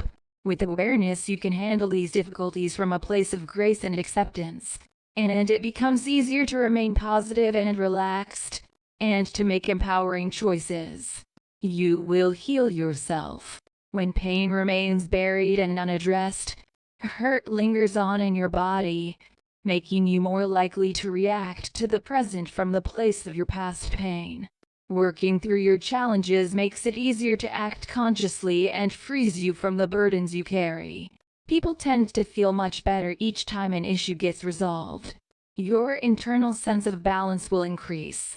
Sometimes you may feel as if you are on an emotional tightrope. Each emotion and reaction has the potential to hit you like a strong gust of wind, leaving you struggling to cling to the delicate balance you've created. Self-awareness gives you strength, and acceptance makes you even stronger. You can maintain your balance and weather internal storms. Your relationships will get better. You can make it easy for others to enjoy your company when you relate to them from a place of awareness. When you react to others from a place of unconsciousness, you have more conflicts, and greater hurt may arise in relationships. With self-awareness, you develop compassion for others' pain. It is easier to connect with others from a place of kindness. You will develop presence and mindfulness. Being present allows people to live in the here and now. When we are focused on only the current moment, we don't need to feel hurt by the wounds from the past or fear the unknown in the future. We find acceptance and joy in everything. We simply are. In presence, we see others and ourselves fully and compassionately. Chapter 11. Enneagram and Relationships. Relationships occupy a significant part of our time and attention, and so they remain as one of the big mysteries in life. The Enneagram can provide the archetype personalities for different individuals and suggests the pairings that are adequate with the potential advantages and issues that can come about with each pairing. Enneagram 1s and 2s. The 1s and 2s are quite complementary, as both provide each other an example of their qualities due to their attraction towards servicing roles and occupations. Their relationship is built on shared values, as they like to be on a path together. The Enneagram 2s bring nurturing, while the 1s do not easily allow themselves to relax. The 1s bring conscientiousness, consistency, and integrity, so they would not feel as though they have been abandoned. Now the trouble is that 2s may see the 1s as being unconcerned with others and not empathetic. They may feel like the 1s have idealistic ideals but do not have a lot of compassion for the real people. The 2-type Enneagram can also pair with the 4, which may result as a warm and passionate couple when both parties share their feelings in an open manner. They can be very good for each other, as the 2s bring social skills and energy, which allows the 4 to have confidence to interact very easily with other people. Type 4s brings a lot of creativity and have a good sense of humor. They also bring subtlety and emotional depth into the relationship through a sense of sensuality. On the flip side, the Enneagram of 2s and 4s make better colleagues and friends than life partners. They both have a lot of needs, which makes them cling to those who would respond to them adequately. Over the long term, there can be competition for attention from one sector. At the same time, the 2s can find the 4s to be very moody and led by their impulses too much. They may also see a 4 as being too hyper-absorbed and hypersensitive. On the other hand, the 4 might see the 2 as being too emotionally needy and desperate for other people to like them or seek them. They may be secretly envious, though, of the social abilities of the 2 and positive reactions they get from others, though to the point they feel socially inept as they become intimidated. Being careful of these encounters and realizing them will bond a stronger connection. Enneagram Type 3 and 3. The Type 3 is a good pair with another 3 as they bring an equal amount of effort to the table. They are both hard workers and always look for a way to improve their situation. They can therefore be very effective as a team, making them likely to be very successful in their endeavors. They are also very respectful of each other's privacy and would likely avoid drama within the relationship as they give space to each other to pursue their interests. The trouble with this union is one or both of the threes might start feeling the relationship is taking time from their career and the pursuit towards success. One might feel that they are sacrificing their careers and potential for the sake of keeping the relationship together, even though the other may be gaining mileage. This usually happens when the couple gets children and one spouse has to sacrifice their career to help out at home, or when one travels and the other follows them in order to sacrifice. Enneagram Type 4 goes with Type 5. Both the 4s and 5s bring particular richness and qualities to their development.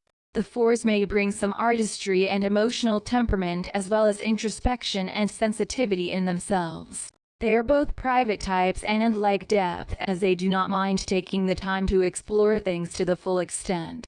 The 5s bring an intellectual temperament as well as the habit of asking questions. Both of the types also bring a good sense of humor and love of the outlandish, which can make the relationship appear to be quirky and unique. The 4s help the 5s to remain in contact with themselves and their feelings as they have mutual tolerance for things that may come up, and neither is shocked. The trouble that comes with the pairing of the 4 with the 5 is the 4 is an emotional type, causing them to want more contact, which may result in too much demand. The 5s are thinking sorts and they may try for more space and detachment within the relationship, which means they can become more private. The 4s may feel that the 5s are too intellectual or feel that the 5s are being too analytical towards the relationship rather than just being sympathetic with their emotional requirements and their situation. They might also have the feeling that the 5s are unavailable or uncaring to what they need. The 5s, on the other hand, look at it as the 4 is a bottomless pit of needs that drain their time and energy. The 5s may also feel that the emotionality shows a lack of rationality or is a sign of immaturity. Speaking and opening up to one another is highly important for this pair. Enneagram Type 1s and 6s. Another pairing that would make a good team is the 1s and the 6s, and a lot of the time they are misidentified with each other. Both of the types can be very hard workers and have a strong sense of integrity and duty. Both of them care about the truth and being committed, as they both want to serve other people and improve their world. Obviously, they have the ability to bring other qualities which are their own. The 1s can bring a lot of mental clearness and rationality as they think very well when they are under pressure. They are also sure of themselves as compared to the 6s. The 6s, on the other hand, allow for warmth, better emotional response and generosity, which can be endearing, making the 1s think again about their positions. The 6s may have the chance to connect with people in a direct way as compared to the way the 1s tend to do. These qualities are quite attractive and they can make the couple a bit dynamic and yet a stable team. That is because they feel they can count on each other. The trouble with this pairing is seen in the points of crises. As the level of stress continues to rise, the 1s can become judgmental of their partner and themselves. They may have the attitude of having all work and no play, which seems they are a bit joyless and even difficult to be around. This enables resentment and accusations, allowing for a lot of bickering, which can wear on the 6s more than it would on a fellow 1. If the tensions continue, then a 6 would become more evasive and defensive, as they will also want to stay away from their partner because they do not want conflict.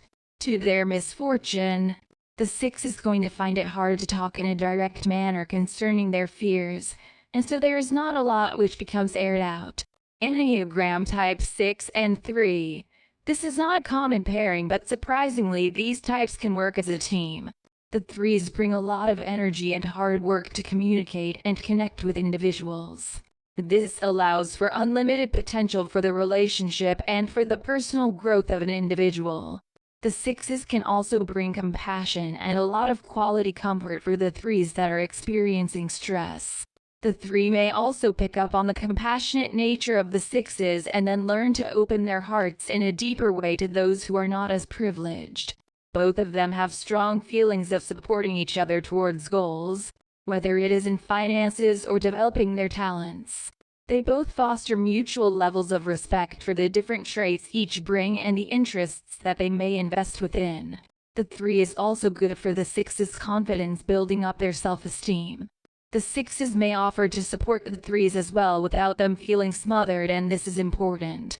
6s may also assist the 3s to be a part of something which is greater than themselves, like a church or a political organization, and so they help them to see the big picture. On the flip side, they may also be able to bring out the worst attributes in each other if the relationship is not healthy. They are both competitive and can be workaholics, as they both look externally for being reassured to make up for their secret insecurities. Both want to be socially accepted for the things they do, and they like to avoid looking at their feelings or discussing their emotions. At the worst, both can be evasive and dishonest concerning their actions and the way they feel. They can deteriorate the partnership to the level it is at robotic functioning. Enneagram Type 6 and 8. The Type 6s like to feel safe, while the Type 8s want to be the protective one, and this is why they're a God pairing. One wants loyalty while the other gives it freely as their quality. The Type 8 is also very focused and has a very intentional manner of being active, and during this, the Type 6 can keep busy and try to not show how anxious they are. The Type 8s are very impulsive before fully thinking things through and then weighing the consequences. The Type 6s, on the other hand, can be helpful to the 8s through looking at the worst-case scenarios and the potential disadvantages and creation of backups. The Type 6s are skilled at the preparation for eventualities which may come up. Type 8s are direct about the people that they are and where they stand, and this usually builds trust with the Type 6s. The Type 8s may learn to pay attention to the downside of their plans and try to manage them. The Type 6s can excel in areas of research and bring some intellectual stimulation to the union between them and the 8s. Enneagram Type 7 and 9. These are one of the most often viewed pairings of the types, as they bring a good mix of qualities. At the basic level, they are both positive perspective types that are upbeat about things and like to avoid anything negative in their lives. They are also both friendly and sociable, making them good with forgiveness and able to compromise to the best of their ability. On a social side, 7s are more active as compared to the 9s, and so they make the plans and have multiple interests. The 7s are also mentally fast and self-confident, as they may be open to new experiences. The 9s, though, bring support, steadiness, and acceptance for the pairing. They are also more sympathetic and soft-hearted as compared to the 7s. The trouble, though, is neither the 9s nor the 7s are adept when it comes to working through painful elements in their relationship. Both of them prefer that things remain on the positive side. They tend to be both edgy and anxious when they are under stress, and so they might take this out on each other rather than work things out as a couple. Between the two of them, the 7s are much more equipped to talk about what is bothering them as compared to the 9s. Bottom line, in order to individuate, according to Carl Jung, there are some things that we can get for ourselves, such as discipline, focus, containment, and loyalty. These are all attributes that are attractive in getting a partner. However, not every Enneagram type has equal portions of the above. The main thing to note is you do not have to go for the Enneagram matches that are advised in the text, as you can build your traits to what you would like to be or what you think your essence is. You have to remember that your reactions are all about you 100% of the time. Your partner is a good mirror for you to see yourself clearly, because they are the representation of how you treat those closest to you. Analyzing each personality type and the most compatible types will help you grow quicker and stronger. It is important to also remember that reading about the types isn't just for relationship purposes. This can immensely help you towards figuring out who you are and the best way you can live a more calming and fulfilled life, taking advantage of the traits in which you excel at. Chapter 12. Accelerating your personal growth and self-expression. Personal growth and self-expression are as essential as breathing for us as human beings. Once we secure the basic needs that help keep us feeling safe and comfortable, the longing for self-expression arises naturally. It is meant to be part of our evolution and self-realization. Self-expression doesn't necessarily mean producing art, writing, being a performer, or any of that. It can absolutely include that for certain people, but at its core, it is about communicating your truth and using body language, your work and actions, and how you interact and engage with others in your world.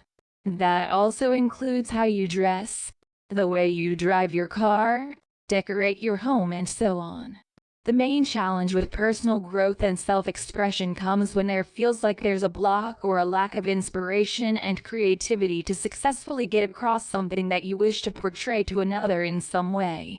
Ever been in a situation where you really wanted to express something that was burning in your heart, but for whatever reason, you fell short of full expression, which resulted in a deep sense of frustration, disappointment, and this feeling that you were misunderstood?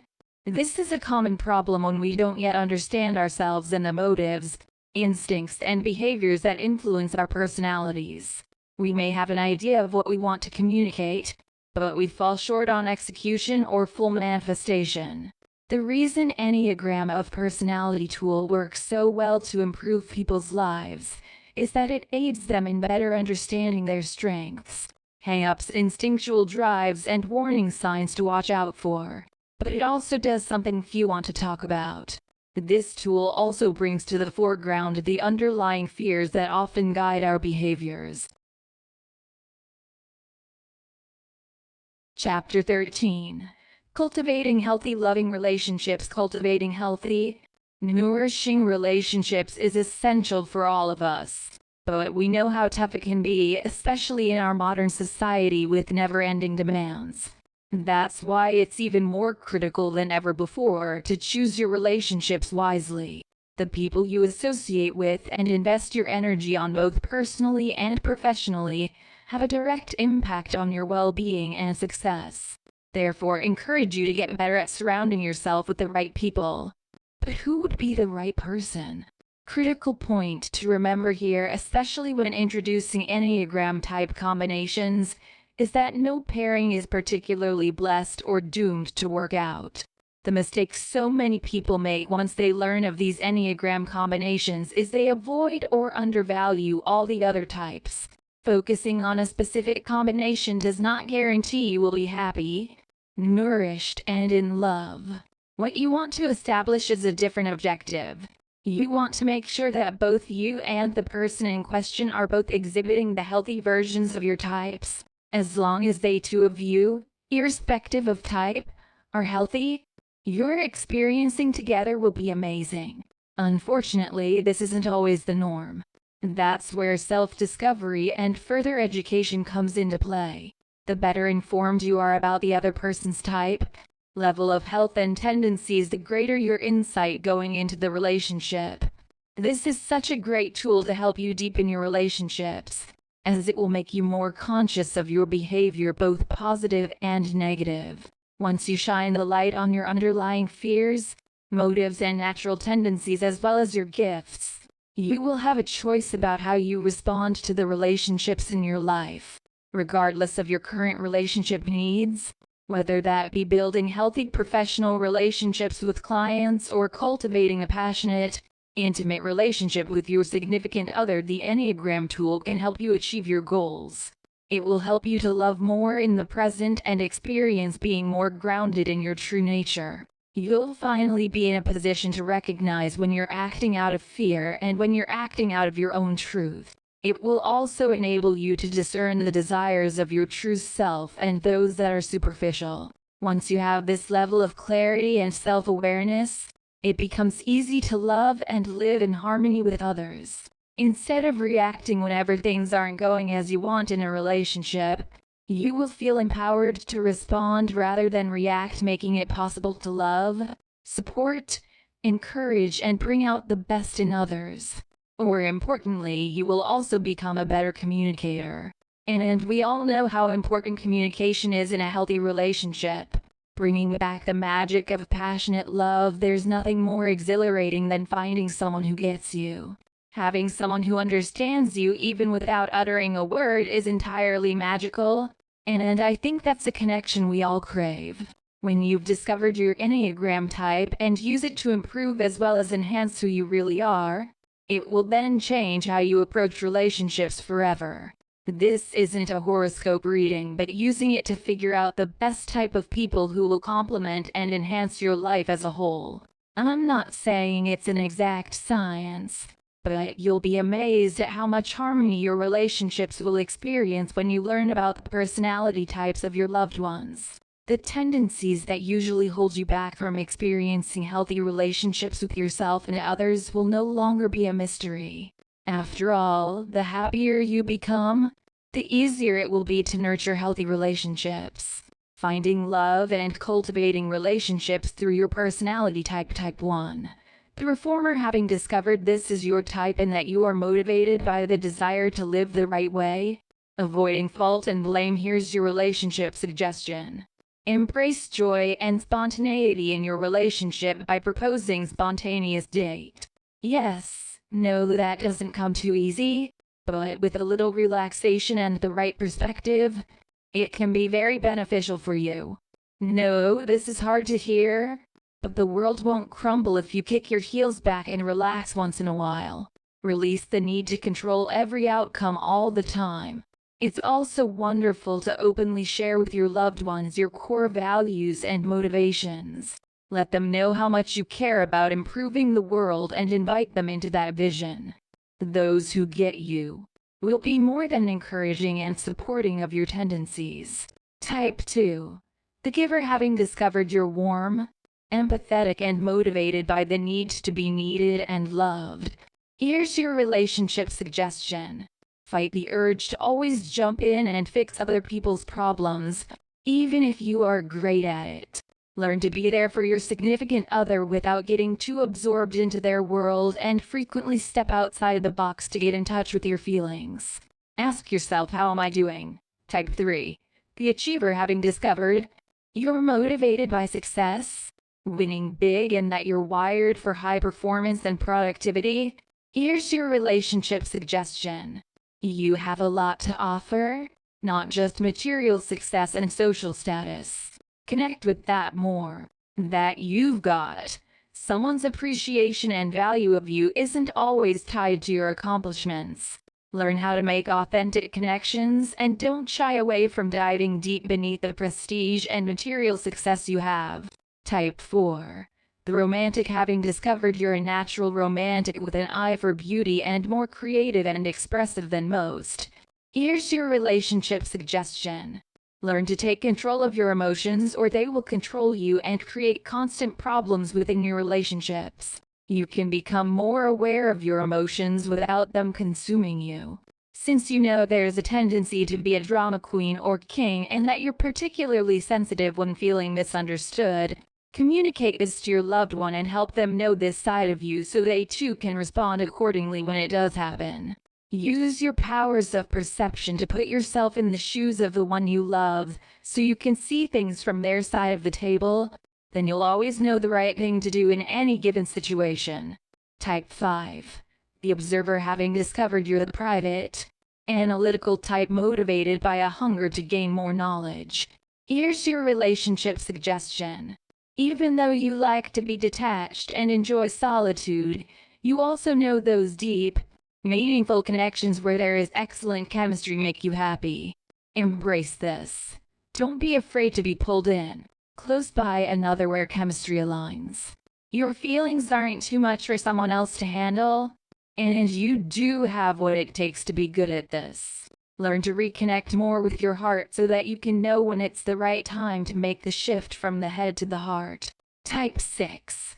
The loyalist, having discovered you're the practical, committed but ever anxious type. Here's your relationship suggestion for you. Not everyone has a hidden agenda. I know that's hard to hear and you have a hard time being optimistic, but it won't hurt you to give people credit once in a while.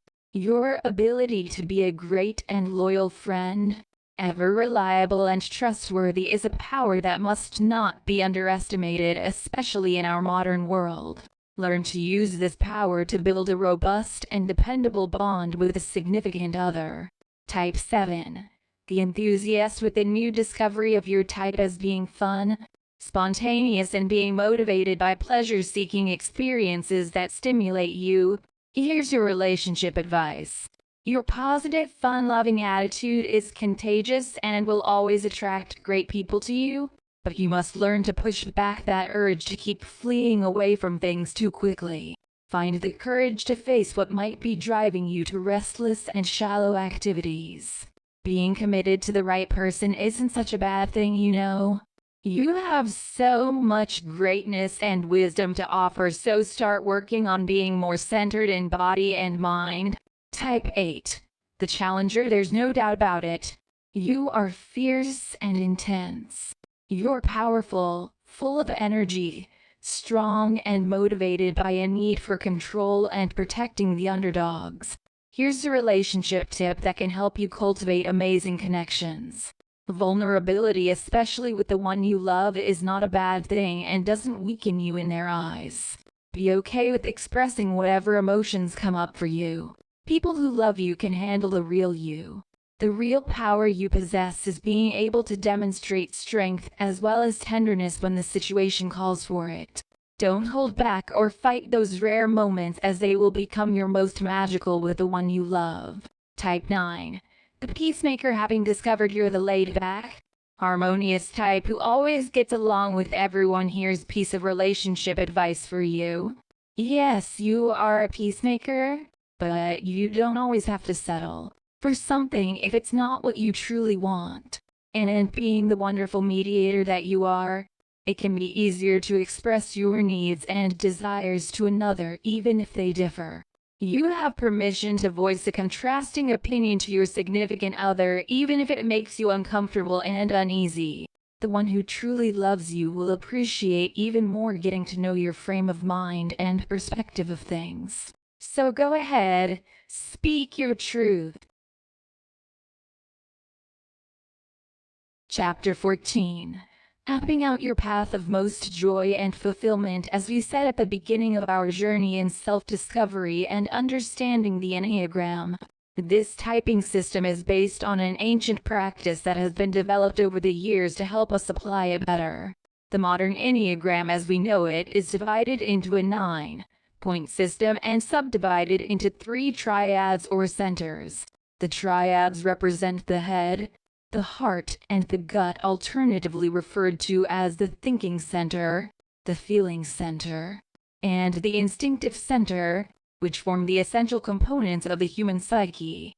While there are so many personality typing systems available today, the Enneagram of personality tools stands out from the crowd and maintains its global merit for this particular reason. It empowers you even more by offering you 2 pathways within your primary or dominant personality type. Not only does it dive deeper into variations you will experience even within your dominant type, but it also adds a unique aspect to things. You are given the direction of integration, which explains how your type is likely to behave when on a pathway of health and growth. And you're also given the direction of disintegration, which describes how your type is likely to act under pressure and stress. This means your self-discovery goes way more in depth than the usual personality typing systems, because it gives you the power to introspect and make new conscious choices in any area of your life, including relationships. It is a vital tool for anyone interested in taking their personal growth and self-awareness to the next level. The Enneagram of personality is a tool designed to help you observe your personality, ego, and how it works more closely.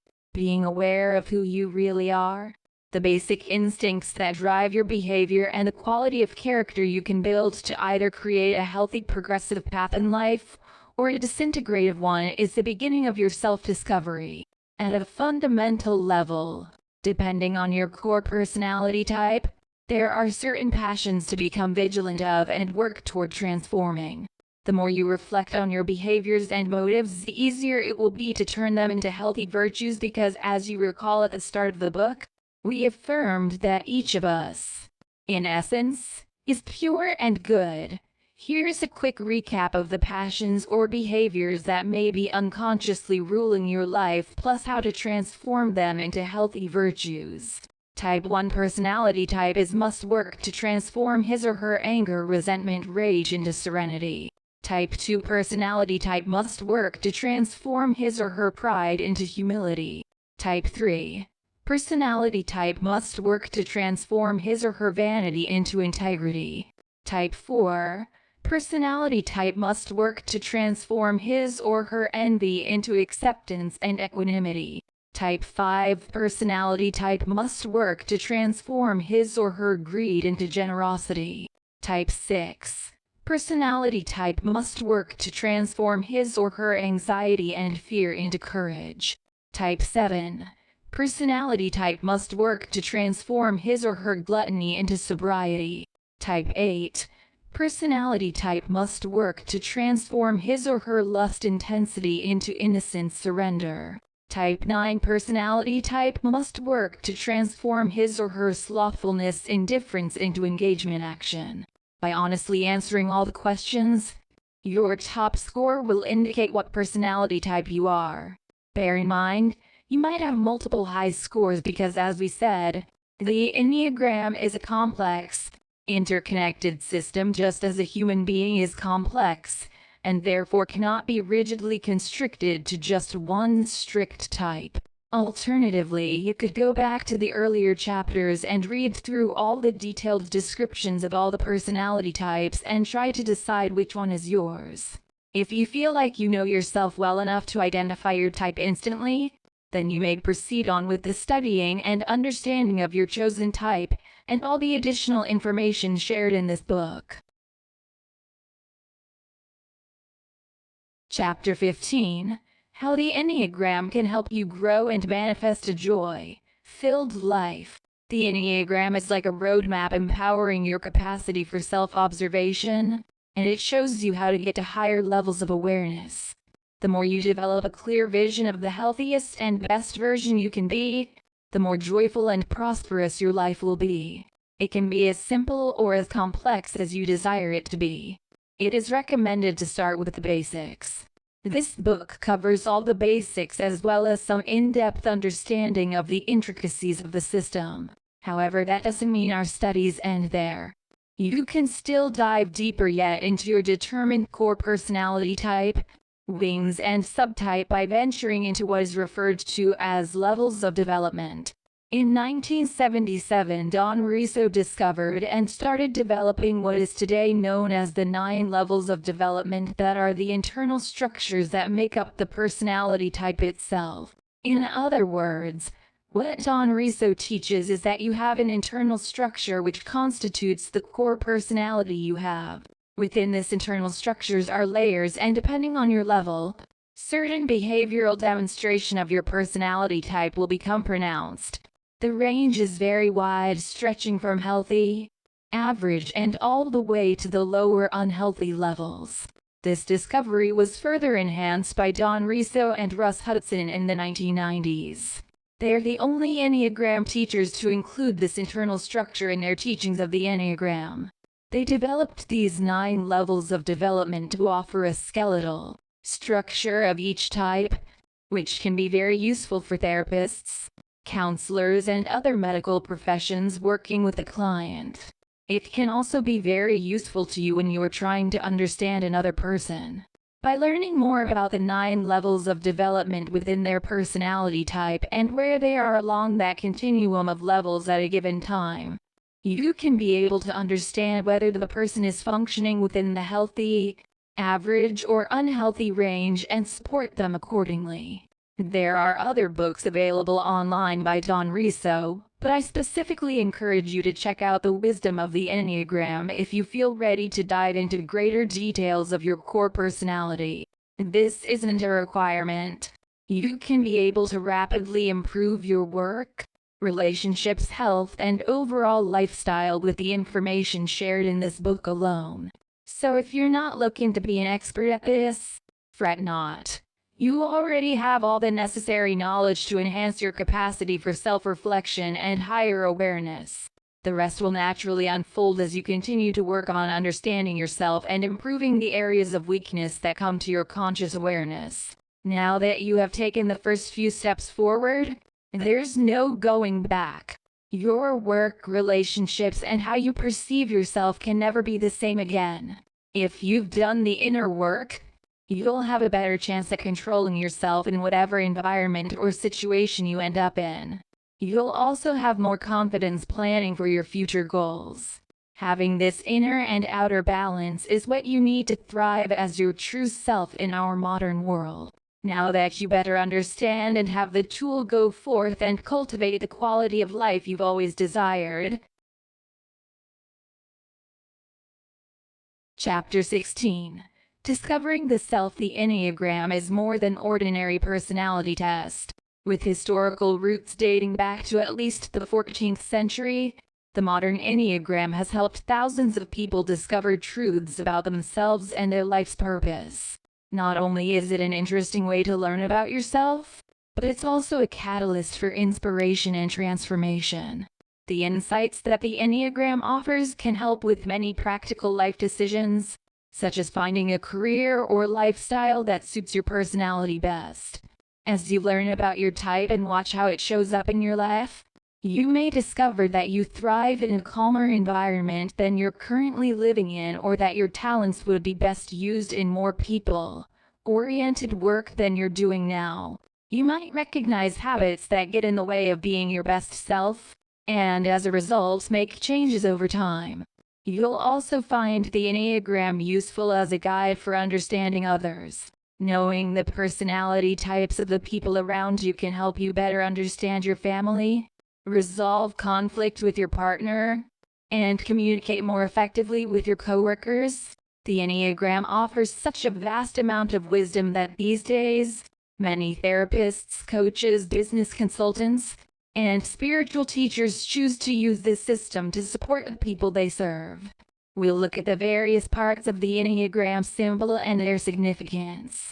Then we'll give an overview of the 9 Enneagram types, as well as the core motivations, gifts, and challenges each type possesses. Read on for a deep dive into the human psyche, and a first glimpse at how to harness this powerful knowledge for your own personal growth. The road to self-discovery. Look at how you react to situations. Think about why you act the way you do. Analyze your thought processes, and speak to those around you, especially those who know you particularly well. Catch yourself in the moment when you react to a situation, or ask someone to do it for you, and then think back about how you reacted. It might also be helpful to write it all down, in a brainstorming pattern, throwing out random words which sum up the way you felt or reacted at the time. By nature, we are not perfect, but it's also important to remember that we were never designed to be perfect either. Every single personality type within the Enneagram has pros and cons. There is no particular type which is better than any of the others. Don't pick a type which you like the sound of. You'll have been tempted. If you've read through every single type in this book, which you should certainly do, then you will probably have felt yourself connected more so with certain ones. This could be because that is your actual core type calling out to you, or it could be because that is the type of person you strive to become. You have to be honest and identify your true nature. Remember that you are never 101 particular type. Every personality type within the Enneagram is influenced by those closely linked to it. For instance, Peacemaker is quite similar to the Loyalist in many ways, but the Peacemaker might also recognize traits from a different type also. We are all different, and we are never going to fit into a one-size-fits-all box. Your core type is the one you should certainly pay more attention to. However, certainly pay attention to your contributing types also, as this means you are much more able to assess yourself as a whole. Remember to read the helpful tips, as these are designed to enable personal growth. We mentioned that no personality type is perfect, and our tips are there to help address the downsides of your particular type and help you smooth out the issues which come attached to it. Again, this isn't going to make you a perfect individual, but it will help you deal with some of the more challenging sides of your personality type and help bring more harmony and happiness to your life. Assessing other people is a good way to help develop relationships from time to time. Now, this doesn't mean going into analysis mode and questioning everything they do, because this is not going to make them feel particularly comfortable in your presence. However, it does mean that you may be able to understand them much better and help avoid confrontation in the future. Of course, you may also find someone special by doing this too. Check out some of the Enneagram diagnosis tests we mentioned in our first couple of chapters, as these will help you pinpoint your particular type much easier. Honesty and self-analysis will get you so far, but we are designed as human beings to err on the side of a caution a lot of the time, and these tests will pull out those details we are often not honest about, or those which we like to keep hidden. Whilst they are not 100% accurate, as nothing in life is, they are extremely accurate overall, and can be relied upon to a certain extent, with some personal judgment thrown in for good measure. It's also useful to remember that although you will begin to develop yourself from using the Enneagram, and from understanding your personality as a result, as we grow and mature, your type could shift a little, and as you will move up and down the scale of your particular type as you get older. Nothing is ever static in life, and that means your personality too. Do not be worried or put off by the sometimes complicated nature of the Enneagram at first. You will more than likely glance upon the diagram and wonder how you're supposed to get your head around it. But after reading this book, you will see that the whole thing becomes much easier and will start you off on a road to self-discovery. Yes, lines and wings can complicate matters, but once you have identified your particular type and your particular influences, the road from there begins. Remember honesty, perseverance, perhaps a few tears, and some serious determination to be the best version of yourself can be. These are the factors and pushes you need to develop yourself to that higher level, spiritually, professionally, socially, and personally. Enjoy your road to self-discovery and self-development. Hopefully this is a road you will only take once in your life, so pull everything out of it that you can. Chapter 17. Spiritual application of the Enneagram. The Enneagram is a wonderful personality typology, but using it solely from this perspective keeps us from gaining the full benefit the system can bring. It makes a great foundation for, or addition to, spiritual practice. No matter your worldview or spiritual inclination, the Enneagram brings insights that complement your beliefs. This versatility is not surprising for a system with origins that blend Sufism, Islamic mysticism, mystical Judaism and Christianity, esoteric philosophy, and modern psychology. Through its unifying circle, the Enneagram shows that all of us are connected, but it truly enhances our spiritual practice by highlighting our differences. Religions and spiritual practices often prescribe a specific path for growth. Even so, the reality is that we all have different needs. Spiritual practice that works well for a 5 may be very different than what supports an 8. For example, some of us benefit profoundly from reflection or meditation, while others get more deeply in touch with a sense of something greater through service or direct action. The Enneagram allows us to celebrate our differences and customize a personal plan for spiritual growth. Your Enneagram type gives you direction to get in touch with your true self. Even though we all have a core personality type, everyone is really much more than their personality. The spiritual path gives you the opportunity to wake up to a deeper reality, and the Enneagram helps by showing you which patterns of thinking and behavior take you away from that reality. The key to waking up is to catch ourselves in the act, as Riso and Hudson call it, to be aware of our thoughts and emotions as we experience them. This mindfulness allows you to catch glimpses of your true, observing self operating beneath your habitual psychological patterns. With time, these glimpses increase, giving deeper and fuller contact with your true nature. Resolving relationship conflicts. Part of the beauty of relationships is that each participant brings a different perspective. This, of course, also means that our perspectives sometimes clash. Think of the last time a conflict arose in an important relationship for you. Did one person want to use logic, while the other focused on emotions? Maybe one of you urged the other to look on the bright side. When a clash of perspectives gets out of control, it can leave scars in our relationships. When approached with attention and empathy, conflicts become opportunities for understanding each other and deepening our bonds. The Enneagram's conflict resolution styles are useful tools for keeping relationship conflicts positive and solution-focused. As you review the styles below, consider which approaches you and your loved ones lead with. The competency types 1, 3, and 5 bring an analytical approach to conflict. Their style might be stated succinctly as, "Let's act like adults here and solve things logically." Their rational solution strategy maintains civility at the risk of seeming overly cool. People with other styles may find themselves frustrated by a competency-based loved one's detachment. The emotional realness types 4, 6, and 8 seek to bring emotional truths into the open. This style is helpful for unearthing the underlying dynamics of conflicts, but risks creating a cycle of reactivity. People with other styles may be annoyed by a loved one's emotional realness, focus on problems over solutions. The positive outlook types 2, 7, and 9 look at the larger context of a problem, focusing on existing positives and seeking the best possible outcome. While this style raises morale, it may also overlook or neglect a conflict's knotty aspects. People with other styles may be irritated when a loved one sweeps the problem under the rug.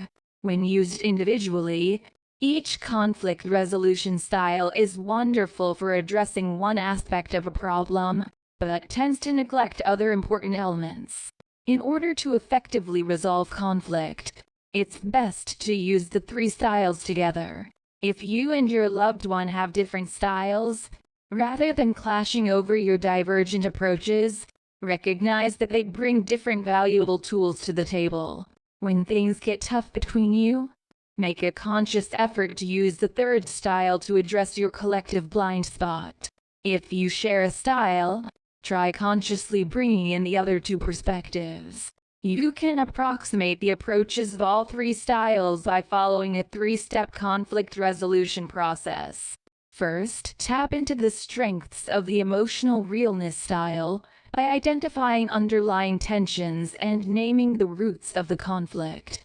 Next, use the competency style's focus on logical problem solving to brainstorm potential solutions.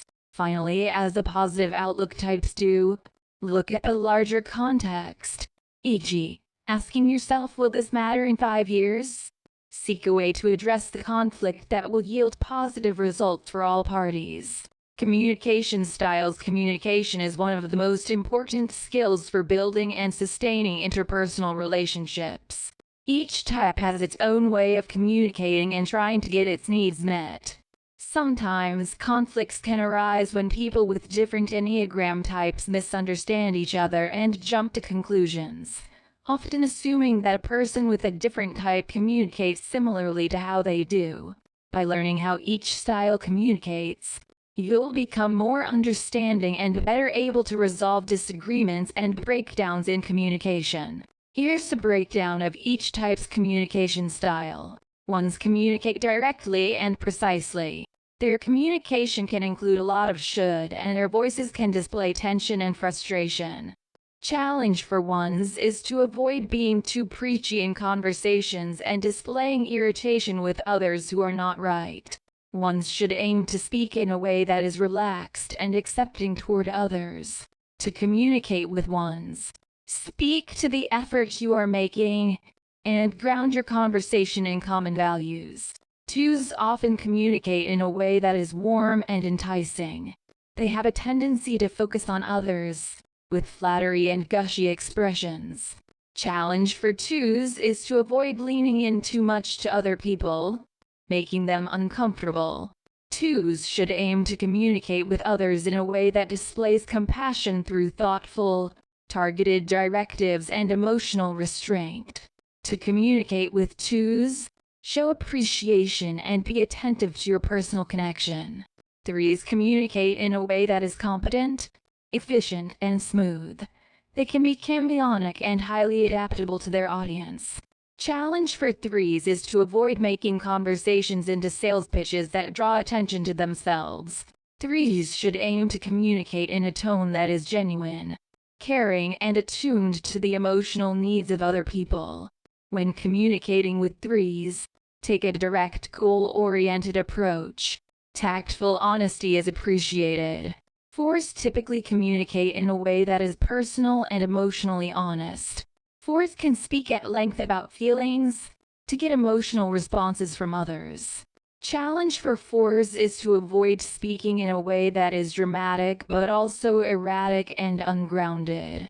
4s should aim to communicate in a way that is physically embodied and uses rationality to back up feelings. When communicating with 4s, acknowledge their emotions and be upfront about your own. Show that you respect them as individuals. 5s communicate in a way that tends to be specific and cerebral, focused on thoughts and ideas.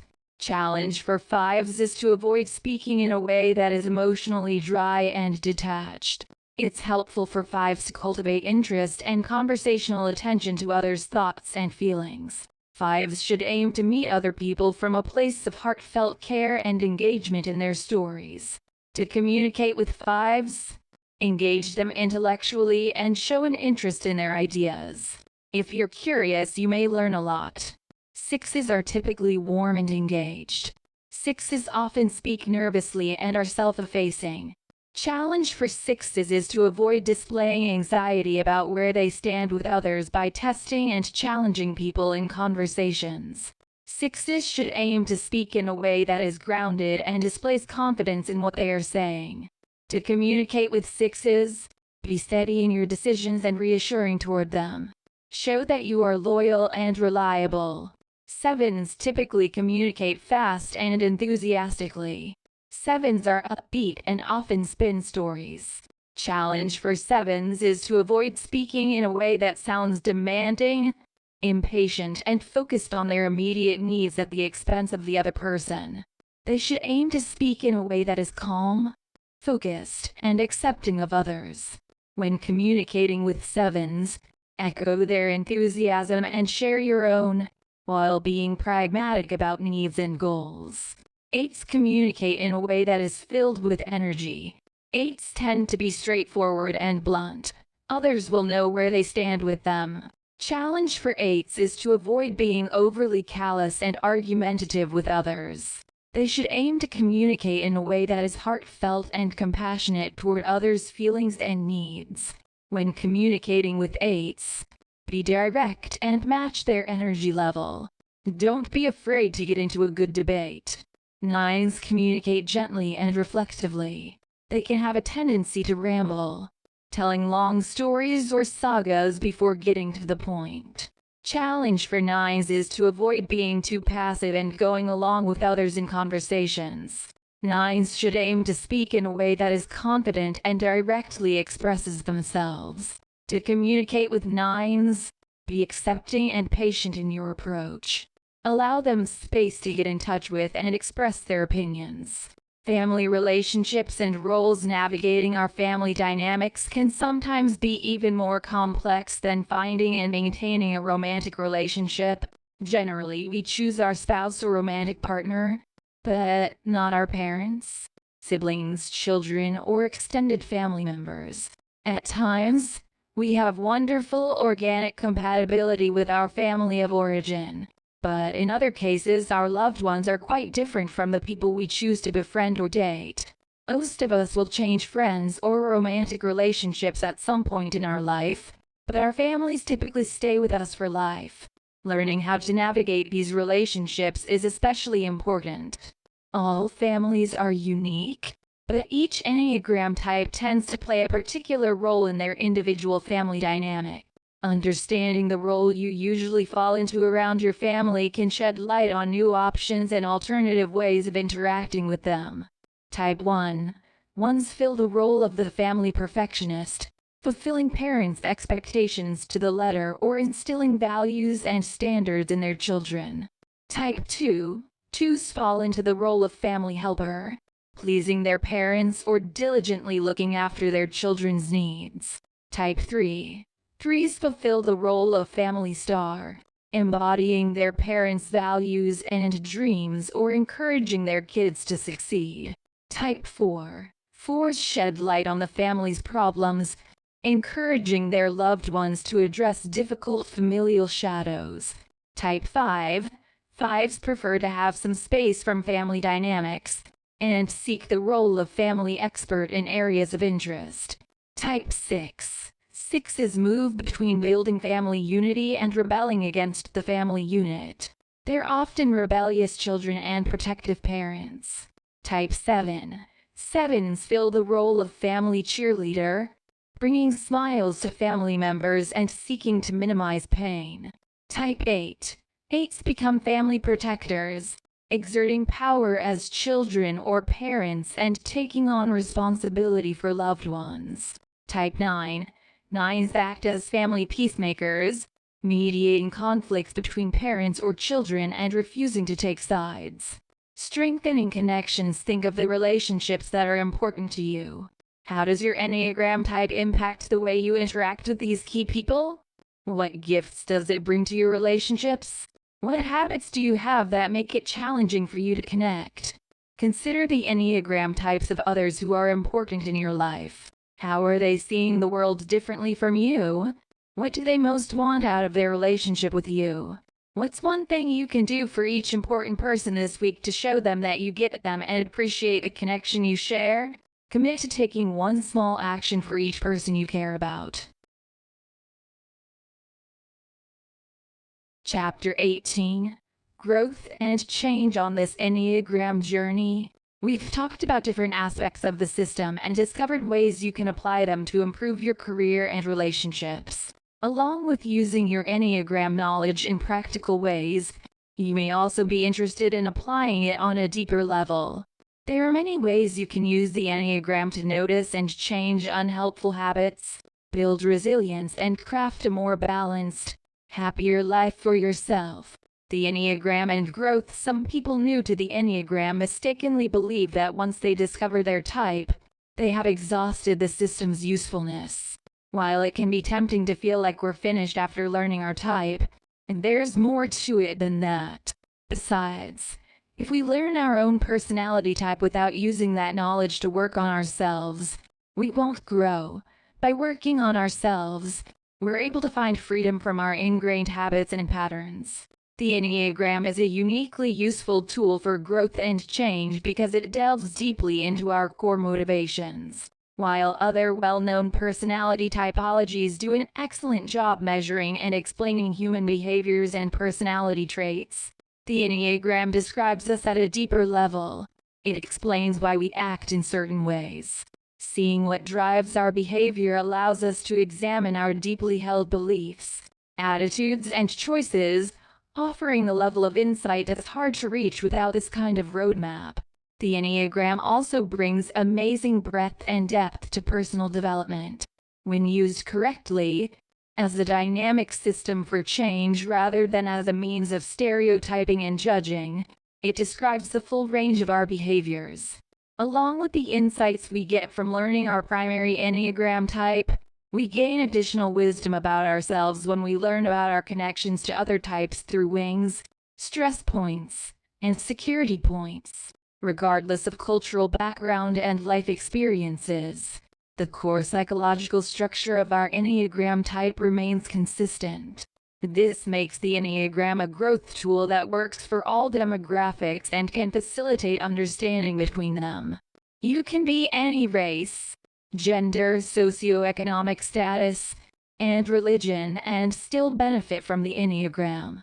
All that's needed is a desire to grow. The Enneagram is a great tool for facilitating change. What's just as important is the fact that the self-awareness Enneagram work brings is a doorway to self-acceptance. Many people describe feeling a sense of relief when they find their Enneagram type. Most of us feel a great sense of reassurance when we finally gain an explanation for why we keep getting caught in the same traps. Through the Enneagram, not only do we learn that our personality's challenges aren't our fault, we also get glimpses of our greatest possibilities and gifts. We stop blaming ourselves for our shortcomings and see the beauty in our true selves. We begin to love ourselves for exactly who we are. Living with accountability, we are all works in progress. Some areas of life are easy for us, while other domains present obstacles. We have many traits and habits that we're conscious of, and others that are hard for us to see. The Enneagram empowers us to get more in touch with our internal states, desires, and needs. If you're looking to use the Enneagram to create positive change in your life, one of the keys to doing this is knowing yourself and becoming accountable to yourself. As you learn about your type, look out for desires and motivations that you've been discounting in yourself. For example, are you a people person working in a field with little interpersonal interaction? Do you want more power or visibility, but hold yourself back from pursuing these things in a satisfying way? Due to various forms of cultural conditioning, many of us write off important parts of ourselves because they're inappropriate, undesirable, too much this, or not enough of that. When we do this, we deny the gifts that we could bring into the world. We can only bring balance into our lives if we accept the people we are in the first place and make choices that fit our personality's needs. Listen to your type's desire for integrity, clarity, harmony, or whatever's at the core, and look for healthy ways to let it guide you. Just as we deny some of our gifts, we also tend to overlook our own unhelpful habits. Take an honest look at the descriptions of your type's average and unhealthy sides. Which tendencies do you see in yourself? Take a day to observe your Enneagram patterns at work. Notice whenever you're acting out your type's habits in a way that's detrimental. As you think and act, the inner observer takes everything in. It brings critical distance and the ability to pause, rethink, and change your usual way of doing things. The more you flex the muscles of the inner observer, the more control you will have over your habits, and the more conscious choices you will make.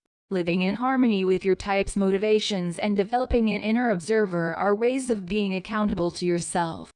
However, it's challenging to do these things alone. The path to personal growth gets much easier when you enlist some traveling companions. It's helpful to have a partner, family member, or friend, or more than one, to do Enneagram work with. Together, you can candidly talk type, call each other out when needed, and support each other's efforts to live with accountability. It's even more supportive to find a community of people committed to personal growth. Some people find this in religious or spiritual groups, or in groups focused on a specific practice. These bring support, community, alternative perspectives, and a place to focus on yourself. Seek out a group that meets regularly, one you can be open with and whose principles you find supportive. Seeking a mix of personal connections and a wider group context oriented to growth brings guidance and support as you connect with yourself and move forward. Recognizing and changing bad habits. Let's get back to the inner observer for a minute. It's a tricky thing to develop because we're used to acting out our habits rather than noticing them. All of us live our daily lives as creatures of our habits. From our morning coffee, to our work schedules, all the way down to our preferred bedtime. Our habits are external, what we do in our daily lives, and internal, as driven by our personalities. Our egos dictate our habitual inner self-talk, driven by our personality type and personal life experiences. This self-talk is largely unconscious, and when we react to this talk instead of cultivating an awareness of the immediate world around us, it's harder to make the right choices to support our own lives. As you begin paying attention to these daily habits, the things you do when you aren't making deliberate choices, You'll hear self-talk in the back of your mind. As with your habits, this dialogue has probably been following you around all your life without you paying much attention to it. It sounds like the voice of the way things are. Listen to it without judgment, bringing gentleness and curiosity. While your own personal dialogue will be unique, here are some common themes that appear in the unconscious talk of each type. Type 1. Ones have strong inner critics, and their internal voice can sound particularly parental. There's a strong sense of responsibility, and of things that they must do in order to be a good person. Ones are driven to act in the world largely based on this heavy internal dialogue of inner criticism. Type 2. The 2 inner voice often speaks about other people the 2 is in relationship with. 2s will focus on the other, what that person needs, and how to provide support. This encourages 2s to provide acts of services in the hope that true love will come from their efforts. Type 3. 3s unconsciously are always looking for ways they can be the best at whatever they're doing. They hear their family's voice, specifically, what they perceived their family wanted them to do to be successful. This causes them to go out and achieve in ways they believe will make them valuable. Type 4.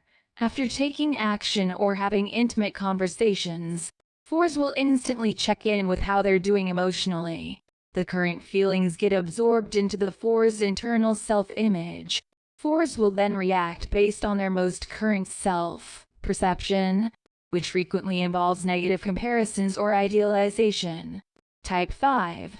5's inner dialogue will always be looking for ways they can learn or know more about a subject or situation, usually in great depth. By continuing to dig deeper and deeper for knowledge, 5s hope that they will finally feel like they know enough to confidently take action in the world. Type 6. Russ Hudson describes the 6 inner voice as being like a pendulum, anxiously swinging from place to place, looking for a true source of safety, security, and guidance. Their anxiety-producing inner dialogue causes them to look outside of themselves for a stable, reassuring place of security. Type 7. 7's self-talk is often extremely positive, seeking out the next fun, exciting source of stimulation. 7's thoughts commonly move rapidly, looking for satisfaction and fulfillment from a wide variety of sources. They react by going out into the world and looking for new ways to find happiness. Type 8. The habitual dialogue of 8s gets bigger and bigger, looking to sound bolder, stronger, and more confident with each thought. By creating dialogue that's full of confidence and bluster, 8s are trying to drown out the voices of sensitivity and doubt, and the fear they aren't strong enough. Type 9. 9s talk to themselves in a way that's relatively positive. I'm okay. You're okay. But can also feel secretly resigned to the way things are. They'll imagine what is nice in their present lives. This kind of talk keeps them in a bubble of internal comfort, stopping them from taking possibly earth-rattling risks. The first step to changing your inner habits is just being aware of what they are. Through awareness, you can make a conscious effort to introduce different self-talk that slowly changes your internalized beliefs. This kind of change takes time. You've been doing your types patterns for years, after all, and research shows it typically takes a couple of months to change any habit. Conclusion: hopefully, you now have a better understanding of your personality and those of others you know. Enneagram is a powerful guide towards finding yourself, awareness, as well as finding the strengths of others around you so you can use that to build your relationships with one another. As you will no doubt have noticed from reading this book, the Enneagram is not the easiest subject in the world to grasp at first. The key is to find out your core personality type, because from that point, you can begin to explore your actual internal personality based on the Enneagram types. Determining your personality type through the Enneagram does not put you in a box, but help you see the box from which we experience the world. With this awareness, you can step outside of your limited perspective Ideally, personality is an effective way to express yourself, but challenges arise when your point of view becomes rigid and you get stuck in automatic habits. By discovering these unconscious patterns, you can lead more fulfilling lives, enjoy healthier relationships, and connect to your true essence.